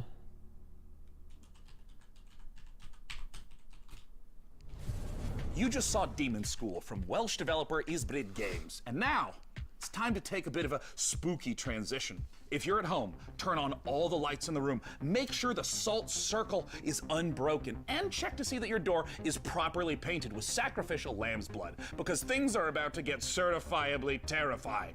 Let's look at the H.R. Giger-inspired biopunk horror, Scorn. Scorn, okej. Zobaczmy, co jeszcze dodatkowego mamy. To dodatkowy gameplay? Greetings. I'm your host, Doug Bradley, and I invite you to join me. To ewidentnie w grę, w którą na 100% zagram. Dajcie spokój, jak to się prezentuje. And somber tapestries. You awake in the middle of a desolate hellscape filled with biomechanical contraptions, part flesh, Jest tak part ciekawa machine. wizja świata. An industrial civilization, now lying in decay and ruin. A hidden fauna sleeps within the underbelly of the world, wanting nothing more than to be left undisturbed. Scorn has been carefully crafted with great attention to detail. Everything is focused on building a specific atmosphere. From a unique organic ecosystem to an unsettling Właśnie trzeba się domyśleć, o co chodzi w tej created by całej effect cywilizacji. and lost mode. Kurde, co się Scorn dzieje? has no dialogue, so most Bez of the żadnego storytelling dialogu. comes from the environment, discovering the ever-present symbiotic relationships and how things are connected equips you with the tools to progress. While there is shooting within the game, Scorn is not a shooter. Every encounter must be carefully considered. A wrong choice could be deadly. I hope No właśnie, you've wszystko może enjoyed być this zagrożeniem. glimpse into the twisted world of Scorn. The team at Ebb Software can't wait for you to uncover the secrets of this unique world as you experience Scorn firsthand this October. Are you prepared to unravel your inner self within Scorn's world of horror? Jestem gotowy, tylko czy nie będzie znowu przesunięcia, hech? Now, while I've been delightedly playing Dune Spice Wars, harvesting melange, and trying to figure out how to pronounce it doesn't matter. I'm equally ready to turn hordes of Tyranids into a Jackson Pollock painting in Warhammer 40k Space Marine 2. In this brutal third-person shooter, you O, once do again tego step będzie into the update? oversized To jest power fajny armor of tytuł. Titus, an elite Primaris Space Marine in a galaxy immersed in To był never-ending krótki war. gameplay To take us przedstawiony further z inside the zwiastun, grim ale dark, I am joined by Tim Willis przydałby się and Oliver dłuższy Hollis, gameplay creative jeszcze. director on Warhammer 40k Space Marine 2. First of all, thank you so much for joining us. Yes, thank you. Thanks for having us. Good to be here. Now, Tim, I want to start with you. You previously worked at id Software on Doom. How would you say the Space Marine compares to Doom Guy? That is a good question. I bet many people did not know that the original Doom Guy was actually a Space Marine, inspired by an even older Space Marine, which is the Warhammer 40,000 Space Marines. So, you know, it's really exciting for me to work on Space Marine 2, you know, because it's a great franchise, and I know that it's inspired so many other video games throughout the last platyna wbita. Ja nigdy nie wbiłem w sumie żadnej platyny. Jest tyle rzeczy do roboty, nie wiem, jak ludziom się w sumie chce to wszystko robić. No to często tak wygląda, że jeżeli chce się platynę wbić, to trzeba drugi raz grę całą przejść, na przykład. Chciałem wbić platynę w Kena Bridge of Spirits, ale żeby to wygrać, to trzeba było drugi raz tam przejść wszystko. Już mi się nie chciało, głupia sprawa jest. Grimdark future. He saw the dangers that the universe presented, and he created a super soldier from his own DNA. And each of these different factions, these different chapters, have different genetic traits of the Emperor. But what makes the Primaris different is that a guy named Belisarius Cawl, the Emperor's kind of chief scientist, went back, did some digging in the old data, and found a way to enhance the qualities that a Space Marine has by installing new devices, new kind of bio implants in their body. So now these guys are 2.5 meter tall monsters capable of destroying anything in their path. It's reminding me of the 1000 A to times zmutowani I jacyś rewatched ludzie. It's To so tacy mocni. exciting. It's so exciting that we now get to be in that position to play that kind of character. And in the trailer, we saw a lot of Tyranids. Are they the main enemy that you're going to be against? And if so, what makes them such a compelling foe? In this particular game, the Tyranids are the main focus, and what makes them compelling is that they are extragalactic locust-like creatures. They've come in from goodness knows where. They spread like wildfire. They devour everything in their path, and they leave nothing in their wake. So one of the great things about the Tyranids is they come in the thousands. And our proprietary engine, the Saber Swarm engine, To fajnie wygląda właśnie pod względem gameplayu. Na wiele przeciwników jednocześnie. I mean, that is so thrilling because this is the sort of thing that older games couldn't even hope to do. And you're talking a little bit about combat. I know that some of the previous entries were more melee focused. What's the combat like in Space Marine 2? So the combat in Space Marine 2 is a mix of in-your-face melee combat along with some really cool over-the-top weapons. So we looked at the original Space Marine game where it had a lot of this push-forward combat, which has inspired many other video games. But that never stop, never take cover combat is integral to Space Marine 2, along with these really cool, powerful weapons. So you're either tearing up enemies in front of you or you're blowing them away from the back of the battlefield. It's the best of both worlds. I mean, that sounds so terrific. And I mean, I know you guys are huge fans of the 40K lore, so I'm curious about, in working on this project, what's been the most fun seeing come together? I mean, what's Saber Interactive focusing on right now? Right at the beginning of the project, Tim and I went to the Warhammer Museum, which was an incredible experience. And you go around all these cabinets where these incredible miniatures Ta, Warhammer jest popularny, jeżeli chodzi o te figurki, to z pewnością. You find yourself kind of crouching down and looking into the ranks of Space Marines that are facing Tyranids or Orcs or whatever. And something that Tim and I said at that moment was, we need to make this come alive. I don't want to look at this, I want to be inside this. I want to be gunning down Tyranids by the thousands. And so seeing that actually happen and come alive has been thrilling. Am I going to feel like the characters in the Astartes animation? Because if so, then I'm buying the game immediately. Even more so, when you're wielding one of those massive weapons and you're faced with 1,000 Tyranids who all want to eat you alive, and you're just letting rip and you can see Tysiące wrogów jednocześnie, tak jest. massive weapons one after another. The sound, the gameplay, the way it feels is all designed to make you feel like the most powerful. No to żadnych nowości, to już było wcześniej wiadomo. Thank you so much, Tim and Może dostaniemy jakiś gameplay albo datę premiery. Can't wait. Warhammer 40K Space Marine 2 comes to PC, PS5, Xbox Series X and S soon. Now next, we have a few more surprises for you up the sleeves of our proverbial power armor. First, Replicant D6's homage to the golden days, or should I say, golden eyes of 90s console shooters, and an atmospheric sci-fi adventure on the Red Planet from Frontier Developments and Kyoken Interactive. Let's take a look.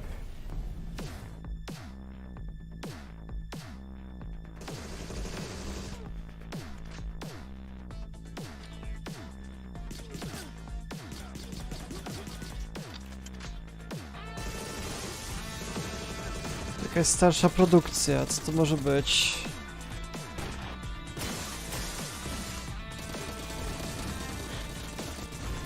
To w sumie wygląda podobnie jak ten Perfect Dark.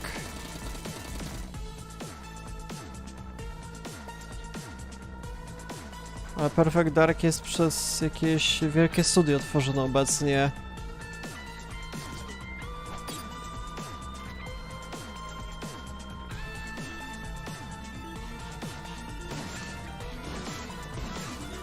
Może tworzyć jakieś własne mapy, kampanie.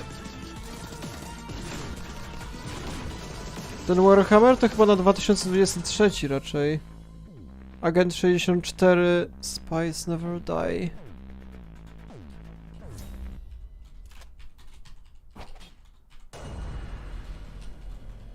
Demo jest na Steamie.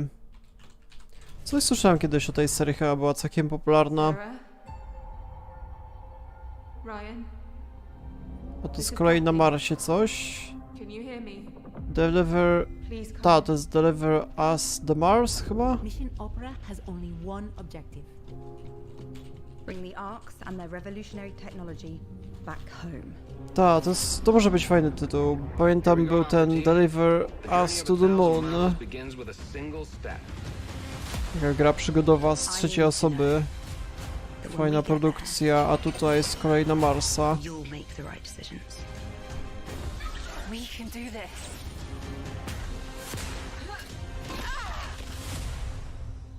What do you expect to find on Mars? A mamy ten, twarz głównej bohaterki, to nie było w pierwszej odsłonie akurat. Ciekawe. 27 września, to już chyba było w sumie wiadome, ale zapiszę. Hi, my name's Elise Chappell, and I Fajna play sprawa. Kathy Johansson in the out-of-this-world sci-fi epic Deliver Us Mars.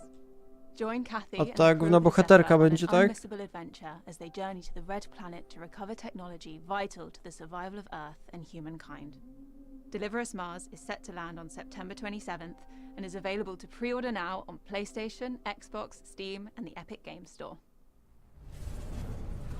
Stay a while and listen. To this list of games still to come, the team behind Half-Life Alyx Levitation will put their mod where their mouth is, and then it's paradox time. Not as in us creating an actual time paradox, we're going to show you the latest from Victoria 3. Plus, you can literally scare your entire butt off with the creeping horror of Gloomwood. All this and more in just a moment, but first, a final pop quiz for all you Valorant, CSGO and League of Legends players. How much has Dobra, zaraz esports przyjdę. revenue increased since 2016? Compass Data Centers wants to hear your guess, and you can scan this QR code on the screen for a chance to win a $500 Razer gift card.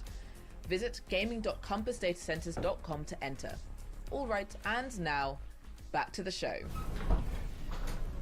Up next, we're going to take a look at Stormgate, the highly anticipated real-time strategy game from Frost Giant.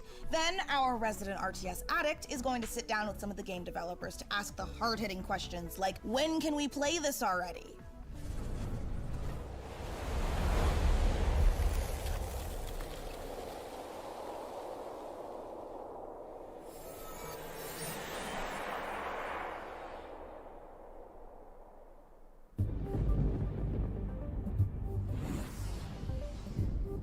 Two years ago, our team assembled with a shared vision to build a brand new real-time strategy game.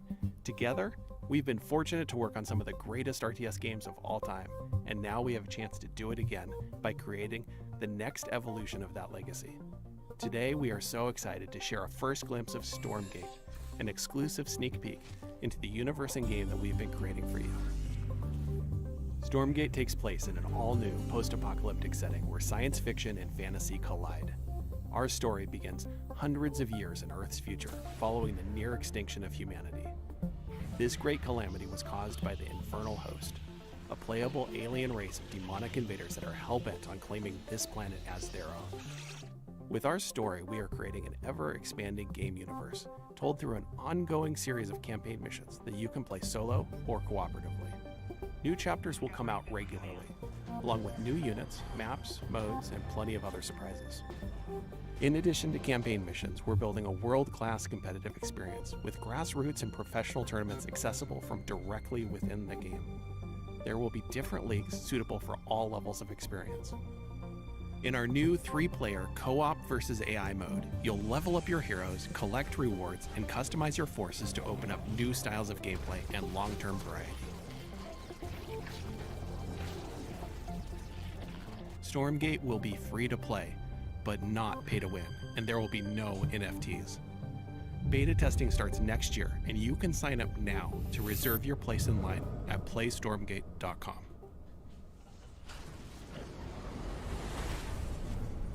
You might happen to know that I'm a huge fan of real-time strategy games. StarCraft is my favorite game. I've played it for 25 years. I still play it, and that's why I am so thrilled today to be talking to Frost Giant Studios. They're a group of amazing developers who have worked on literally my favorite games of all time. And we're here to talk about their brand new, free-to-play, real-time strategy game set in a post-apocalyptic Earth. It's Stormgate. And here to talk about it is the CEO and production director at Frost Giant, Ta gra strategiczna od twórców Warcrafta i Starcrafta, co tam wcześniej pracowali nad nimi. Alright, this is our A first nie było game as a gameplayu new żadnego. studio. And it is classic real-time strategy, but designed to be more social. We build the game in a universe that ties everything together, but provide different kinds of experiences for players who like different kinds of gameplay. So we've got cooperative campaign mode, also play open-ended co-op, but if you're somebody who really enjoys competition, we've got 1 versus 1, high skill, competitive. And those are very different ways to play in some ways, but No they're co są also all pojedyncze unified by the sceny z universe, by the tego races, by the units. So gameplay, we're ale gonna get a dosyć sense for krótkie. how to enjoy the game. And I'm curious a little bit about that core gameplay, because obviously in all these modes you're going to be collecting money, building bases, building units, and so on. And I know that for you, the game feeling really good and really smooth to play is super important. Now, obviously, I come from a time where if the pathfinding is bad, we call that high skill opportunity. But I mean, how do you think about getting the controls, the motions, just the feel of the game to feel good in 2022? Yeah, it's interesting that RTS is one of the only genres I can think of where you have to have hundreds, even thousands of units synchronized over the network and responsive in a way that high skill, like pro esports players feel good about playing the game. That's not easy. It does require custom technology. There's no engine that you buy off the shelf that does that for you. So we definitely started knowing that and having the benefit of our chief architect, James Anhalt, who did that work previously on StarCraft 2. Myślę, że to może mieć duży potencjał, ten Stormgate. Mają doświadczenie jednak. No właśnie, jeszcze Unreal Engine 5. It's pretty incredible how far things have come from a graphics perspective, and I think the art team is unlocked in so many ways by what Unreal provides. So we're very excited. We're still learning everything that Unreal can do for us, but even that first cinematic that we debuted, like that's done in Unreal. So the high quality graphics that you're seeing are actually coming from Unreal as an engine. So you've talked a little bit about, for new players, making the game feel a little more approachable, a little bit more streamlined, but obviously StarCraft, real-time strategy, has this astonishingly long history as a competitive game, as an esport. And I'm curious, how is your team going to approach that? So a lot of the emphasis around our thinking has been focused on what are things that we can add, especially around the gameplay experience. And one of those things is more Może seamless pokonają integration with StarCrafta, esports, hej? being Zobaczymy. able to sign up, Ma być free to play jeszcze ten tytuł, z tego co pamiętam. in a way that gives players, even if you're not like top grandmaster, ready to take on Cyril, there's still an opportunity to be the best on your block, or the best at your company, or the best at your schools. So we want to facilitate esports all the way from grassroots level up to the pro level directly in the client. So, of course, in the history of RTS games, a really important component of them has always been mods. I mean, Warcraft 3, there's players that może play mody the original będą. game, they just did custom mode after custom mode. Does Stormgate have modding? How are you thinking about the modding community? A number of members of the Frost Giant team actually came out of the modding community. The team as a whole is very passionate about it. From the outset, we started out applying resources to build a custom editor. I think there's a lot of opportunity to make improvements to the editing experience for RTS. We are also working on the infrastructure for people to be able to share their mods with each other. So it's really core to us as a team to enable modding, and we're absolutely working on it. And of course, we have to end with my favorite question of all. When can we play the game and how do we play it, Tim? So we are going to start our beta in 2023. We Właśnie. already have a site stood up at playstormgate.com. Ja już się zarejestrowałem chyba na to to register for the beta. We have a lot of active discussion topics on our subreddit. Ale nie miałem as well, so dodatkowej there's an informacji, co z opportunity tym dalej to zrobić. participate in the dialogue around what we're building. Tim, thank you so much for joining us again today. We just got a chance to talk about Stormgate, the upcoming free-to-play RTS from Frost Giant Studios. I'm personally super pumped to play it, and be sure to check it out at playstormgate.com. Now, Tim, I'm going to do a transition to the next game. Are you ready? This is going to be good. Watch this. It's going to be so sick. Next, we're going to show you Lesara, Summit Kingdom from Quite OK Games. Now, as someone who has spent a medically inadvisable amount of time playing strategy games of all sorts, this looks incredibly up my alley. And it looks a lot safer than my last attempt to create society in the mountains. 2 words to yodeling accident. Let's check it out.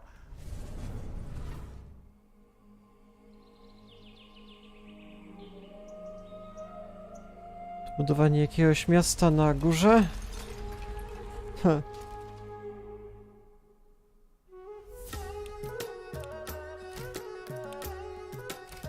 City Builder. No wszystko się na jakichś górach dzieje. Dosyć charakterystyczne. No, ciekawa sprawa nawet.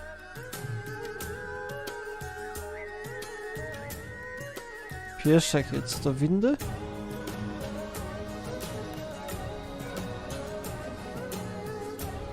No to ciekawe.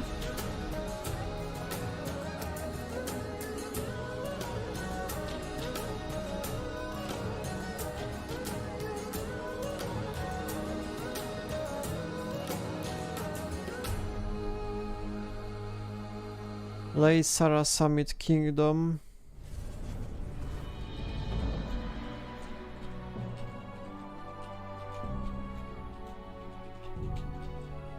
Nie, dużo jest tytułów przedstawionych. Dajcie spokój, się nie spodziewałem tego, szczerze mówiąc.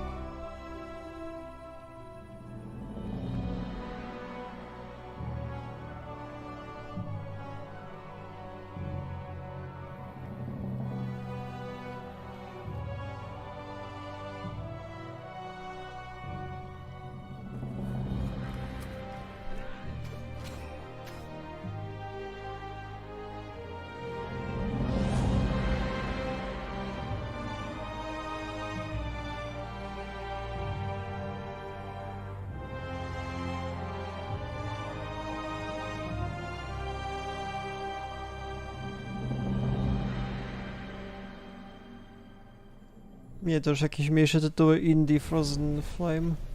That was Frozen Flame, an open-world survival RPG from Dreamside Interactive, where you'll embark on a fantasy adventure in a world reshaped by a magical calamity. A cursed land full of environmental hazards and massive monsters doesn't sound like the kind of place you'd want to build a cozy home with your friends, but instead you'll be raising fortresses and trying to tame the world, eventually growing tough enough to tackle the citadel that looms over everything and break the curse. Or you'll end up in the belly of a monster. Still kind of cozy. The demo for Frozen Flame was released just before the show, so you can jump in or No i tak, te wszystkie dema są do sprawdzenia. Trzeba będzie zobaczyć. And keep an eye out for the early access launch later this year. Dobra, World Premiere znowu. Zobaczmy.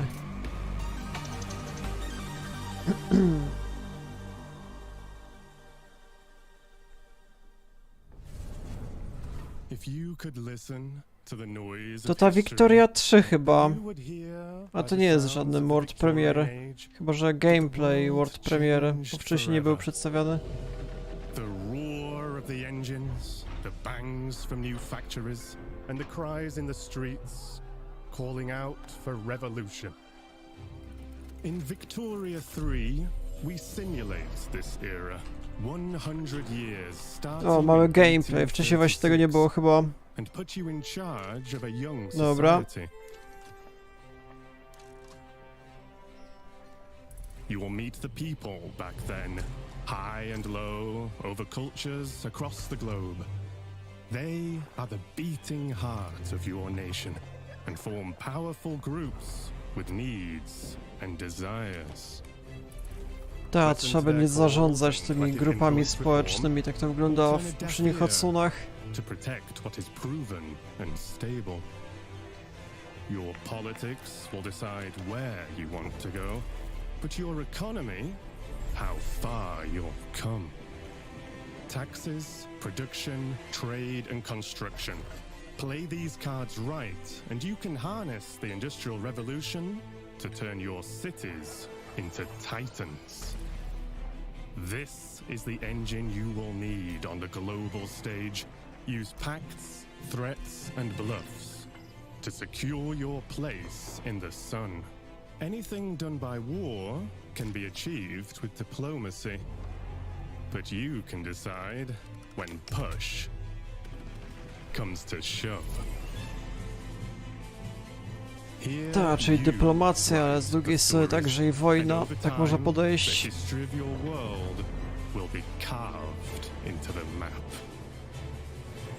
What will your society be like? What is the sound that will echo over continents and be heard over the noise of time as you create your grand tomorrow?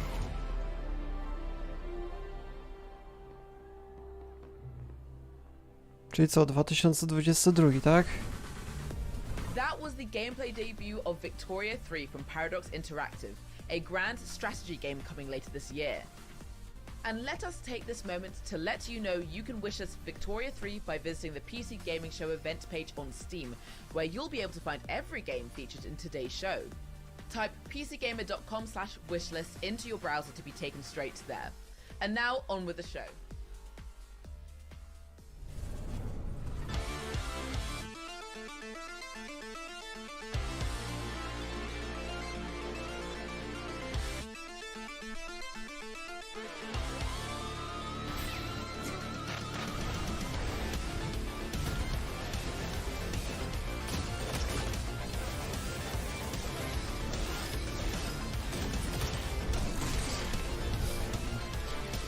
Nie, to jedna z najdłuższych konferencji z tego co widzę.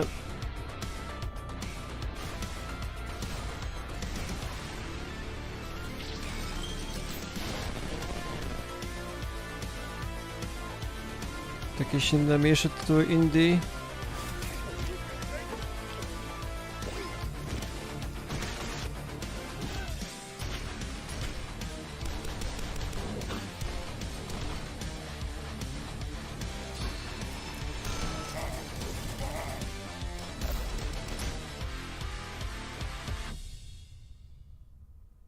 What's up, PC gamers? We're back again. Now, what you just saw was everything New Blood's got going on for 2022. A Medieval to Black Labyrinth, Ultra Kill Act 2, Faith, Fallen Aces, and a brand new update for Dusk that's bringing all new HD models and weapons that nobody asked for.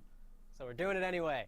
Now, last year you might have noticed we teased a bunch of games here that we weren't ready to talk about just yet. And we're still not ready to talk about those games. But I want to let you know that yes, we're still working on a top-down shooter. Yes, we're still working on a Fallout-style RPG, my dream game. And yes, we're still working on a car combat game.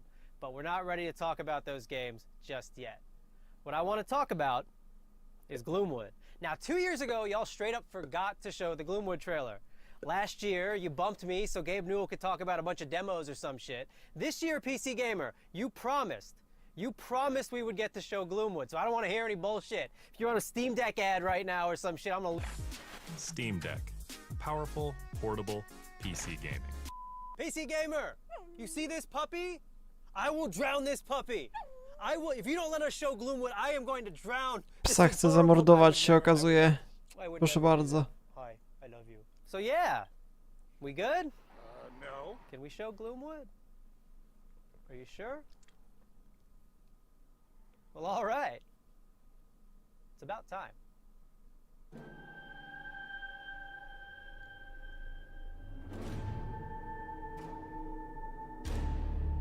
Czyli to już było jakoś rok temu chyba zapowiadane, tak powiedzieli. To jest jakaś dodatkowa nowość. Styl graficzny taki prosty. Hello, Doctor. I had hoped for us to meet at my estate. To tak jak ten Thief, pamiętam taka rozgrywka była.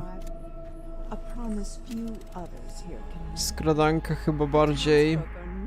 Fond of outsiders. Don't delay. Z tymi wszystkimi kluczami, to tak jak ten Thief. Kiedyś się grało.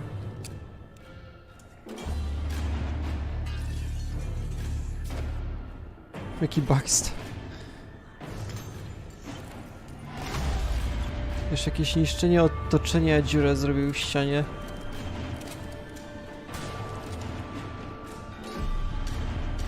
No to co teraz przedstawiają, to nie wiem. Ale ten Thief to rzeczywiście już ma dużo lat. Gloomwood.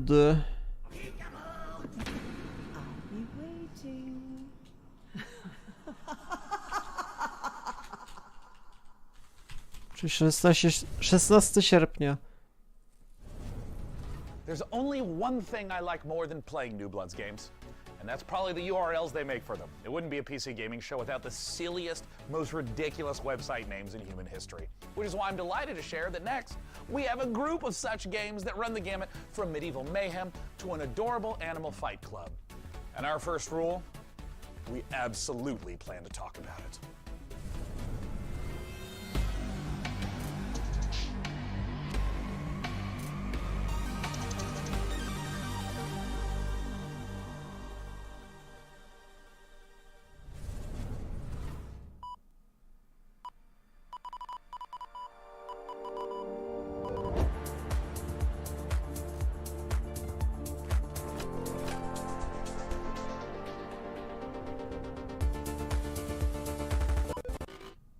Corrupted what?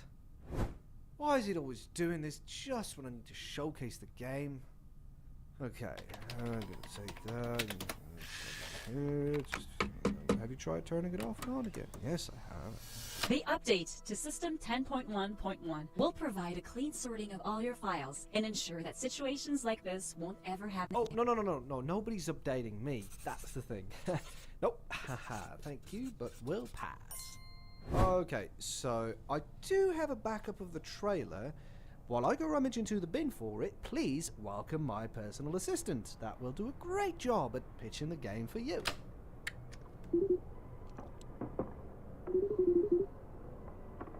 Talk about how cool I am in the story and how funny and witty. You know, just talk about me. Jestem ciekawy, czy jeszcze zapowiedzą coś dodatkowego, ciekawego. Od dłuższej pory jakieś gry indie mniejsze i w sumie tyle. Found it. Ladies and gentlemen, the trailer. Okay, who had the amazing idea to save the trailer backup in 14.4 pixels? Do we have any ants working for us?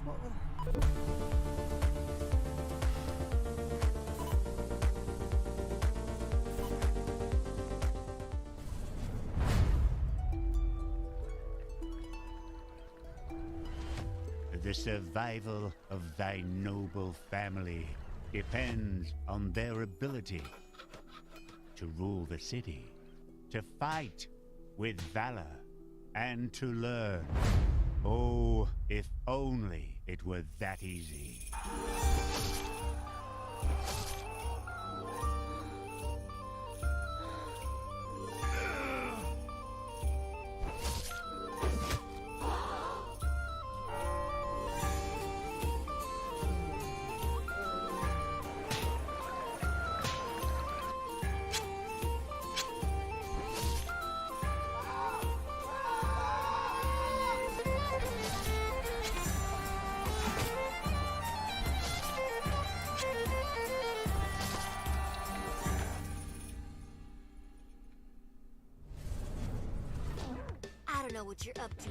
Nie, to jakieś już małe tytuły indie, już... Nie wiem, co mam w sumie komentować o tym wszystkim, jakaś bijatyka z koziołkami, nie wiem.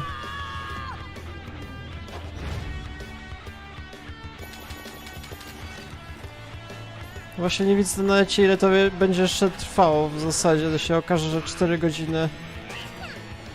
W poprzednim roku 1,5 to trwało i tyle.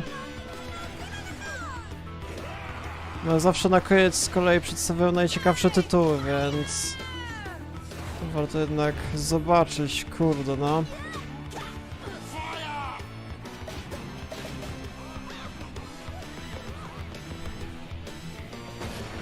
No na początku były fajne gry, ale teraz to już się...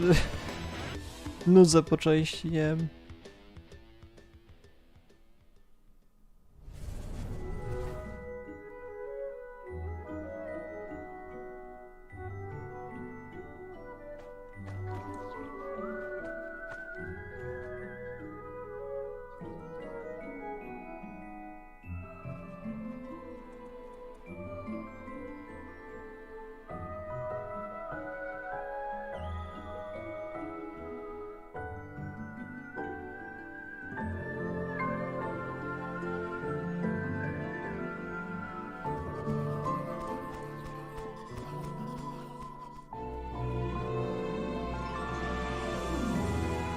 Znaczy miało być 45 gier około, nie wiem ile było. W sumie mniej więcej tyle. Jeszcze może być Half-Life Alyx chyba, ten dodatek i w sumie tyle.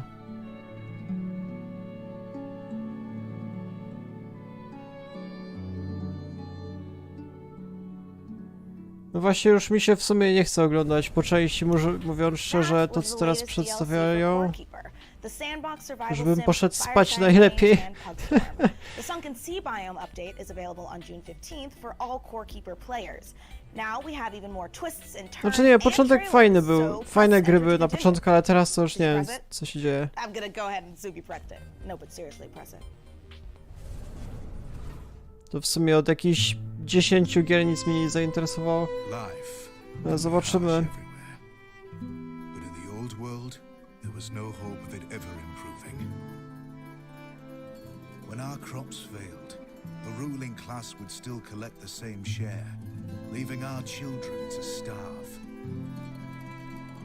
And if we had any coin to our name, the taxman would appear, demanding it for the crown. The nobles hid behind the safety of their walls and did nothing when raiders pillaged the outskirts of the city. And so, some of us decided that it was time to leave, that we'd rather take our chances in the wilderness, seeking the promise of a new land, than starve to death in our homeland. The journey wasn't easy. We lost many along the way.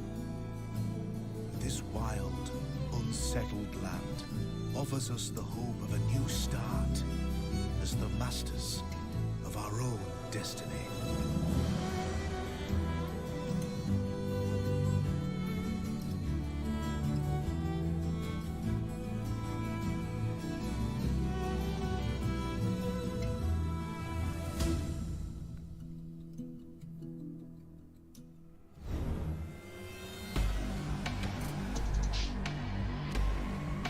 Dobra, world premiere.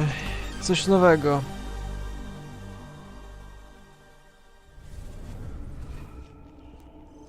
O rany, kurde, dobra, zobaczmy jakiś styl graficzny. Kreskówkowy.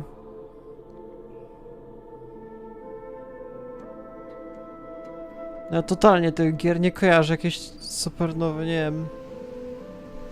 What is below is destined to be understood. Our life depends on the whims of the weather. Our life is tied to this earth. The water we harvest, the plants we grow, the air we filter. No tak, tylko problem w tym, że w ogóle nawet nie wiadomo ile to będzie trwało. Się okaże, że jeszcze, nie wiem, godzinę. Już po prawie 2 godziny to wszystko trwa. Jedno z najdłuższych. Dobra, jeszcze 10 minut będę streamował, powiedzmy do 23:30. Jeżeli będzie to ponad 2 godziny trwało, to już chyba mi dosyć. Mi wystarczy. Jeszcze muszę na jutro ten filmik podsumowujący zrobić też z pewnością. Zrobiłem już materiał podsumowujący z 2 ostatnich dni. Bardzo krótki w sumie, bo wiele nie było rzeczy, ale to co dzisiaj się dzieje, no to ten Xbox and Bethesda, tutaj również kilka fajnych gier było. Trzeba będzie zrobić podsumowanie na jutro. To build our city, to live happily.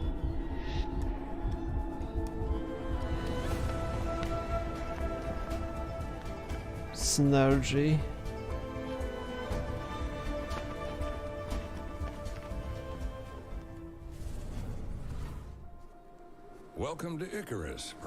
O, Icarus z kolei.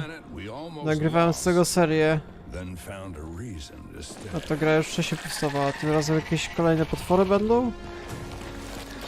Take it from me. This place wants you dead. But we've made progress. Learned the lay of the land. How to use Icarus to our advantage.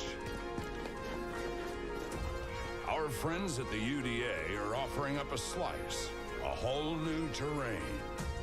If you learn, build, and survive, maybe, just maybe, there's a future here.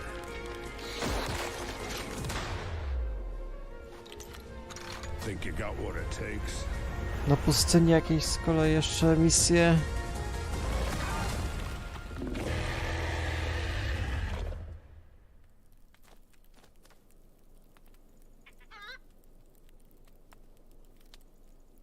Jakiś zestaw nowych map, okej.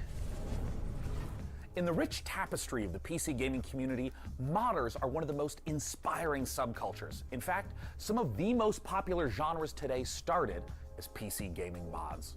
Right now, modders Sean FMP1 Snelling and Corey Latto are making something incredibly special in the form of an ambitious mod for Half-Life Alyx. It's called levitation. It's an original A, czyli $45 będzie builds on Valve's update do original Half-Life VR Alyx? game, Half-Life Jakiś Alyx, mod podobno. with Alex searching for a pair of rebels gone Ciekawe. rogue. They've discovered a strange floating building in Sector X and decided to investigate it, against orders, obviously, and now it's your turn. Let's go back to the world of Gordon, G-Man, and Alex with this exclusive gameplay footage. Alex, according to this old Resistance map, there's a control room somewhere outside the building you're in. Sorry if that's vague, the map was drawn using somebody's blood.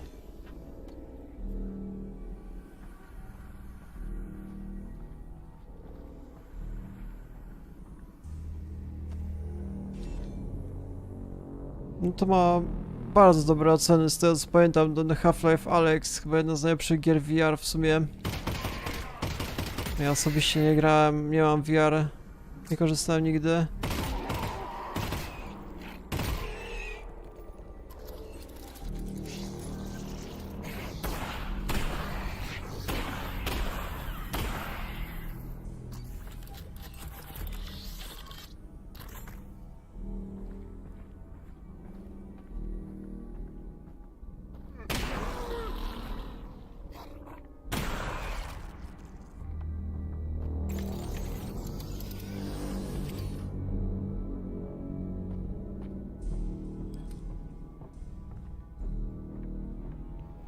Nie, dobrze to wygląda, trzeba przyznać. Podobnie w sumie jak ta podstawka. No, gry są mocne w tym roku, to z pewnością. Konferencje rzeczywiście trochę słabe wypadają. Twórcy chcą się skupić na tym, co było wcześniej zapowiadane.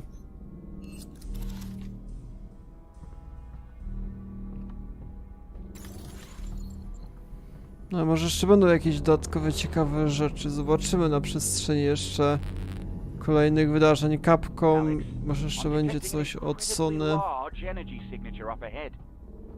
It's probably Gordon Freeman, and not anything bad at all. Definitely probably Gordon Freeman.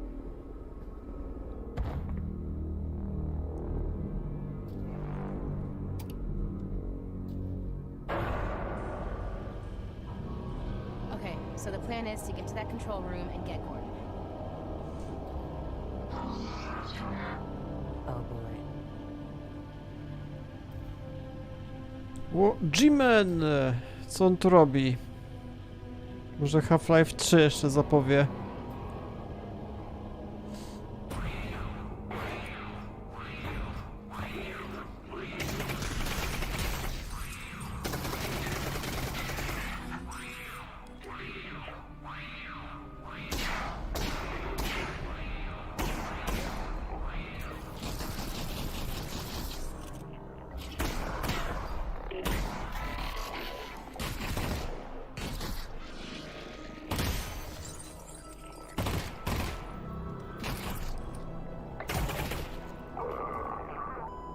Getting kind of crowded down here, Russ.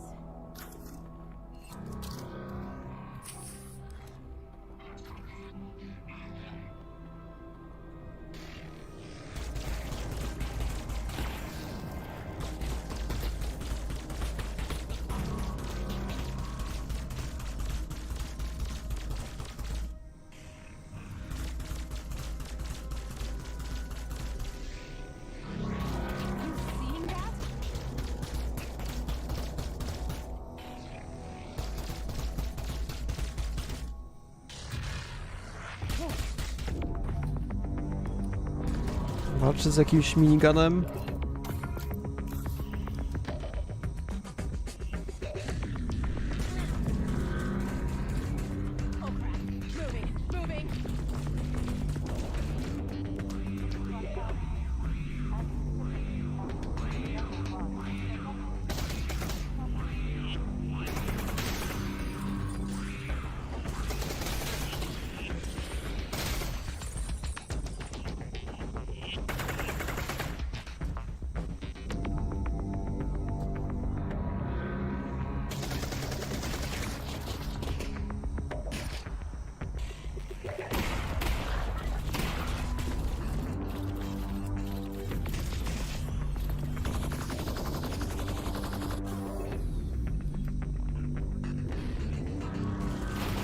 Ten jak beczką rzucił na 20 metrów, dajcie spokój.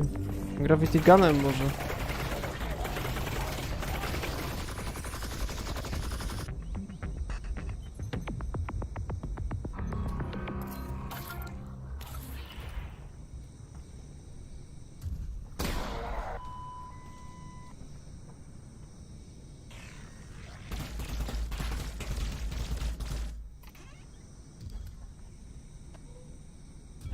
Oh, nice.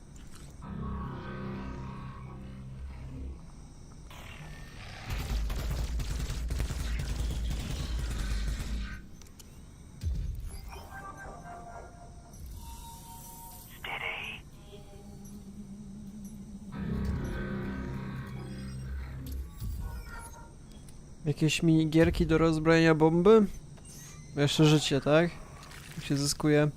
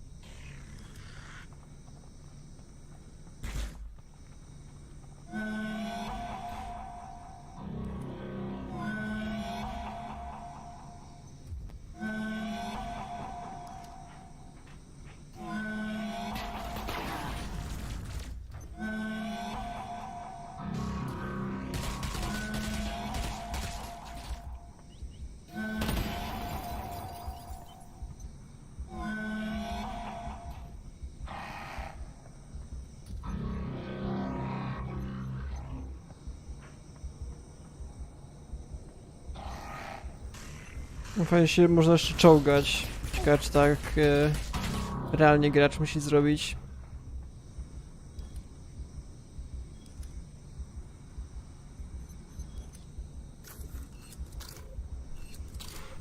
Three cells left.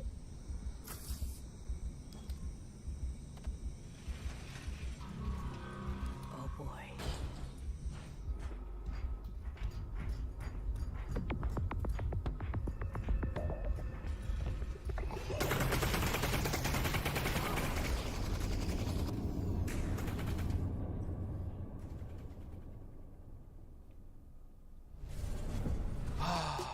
Well, folks, this is the end. We've learned a lot today No, about mamy ourselves, końcówkę. 2 godziny about trwało computers, jednak.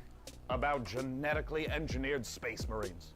And with so many games on the way, there has truly never been a better time to be part of the PC gaming community. Over the course of the last 2 hours, we saw games from developers all over the world, and we wanted to thank everyone who tuned in to watch the show. All the developers who shared their work with us, and of course, all of the partners for their help bringing the PC gaming show to life. Indeed, remember to tip your servers, install your firmware updates, and tell me if you know where to find a 3090 Ti. Tell me immediately. Anywhere you can find one, let me know. And of course, a warm thanks to you again for joining us at this year's PC Gaming Show. It's something I look forward to every year, and we're thrilled that you joined us again. See you next time. Bye bye. Bye. Czyli to było na tyle, nie ma one more thing. Dobra, czyli to już jest zakończenie. 10 000 osób oglądało mniej więcej, okej. No muszę przyznać, że początek był w porządku, naprawdę bardzo mocny, tak, nie wiem, pierwsze pół godziny, godzina, ta druga połowa, druga godzina, już dajcie spokój, już ledwo co nie zasnąłem, prawdę mówiąc. Zapisałem tam jakieś ciekawsze produkcje, ale nie wiem, co ja z tego nagram. Dobra, w każdym razie na jutro będzie odcinek na głównym kanale, to z pewnością. Zrobię jakiś materiał podsumowujący, jakoś na popołudniu zapewne. No, wiele było nowych produkcji. Więc tak, nie będę teraz przedłużał i po prostu widzimy się jutro na kanale i jutro na streamie będzie ten Capcom. Więc tak, więc to było na tyle. Ja się z wami żegnam. No i do jutra.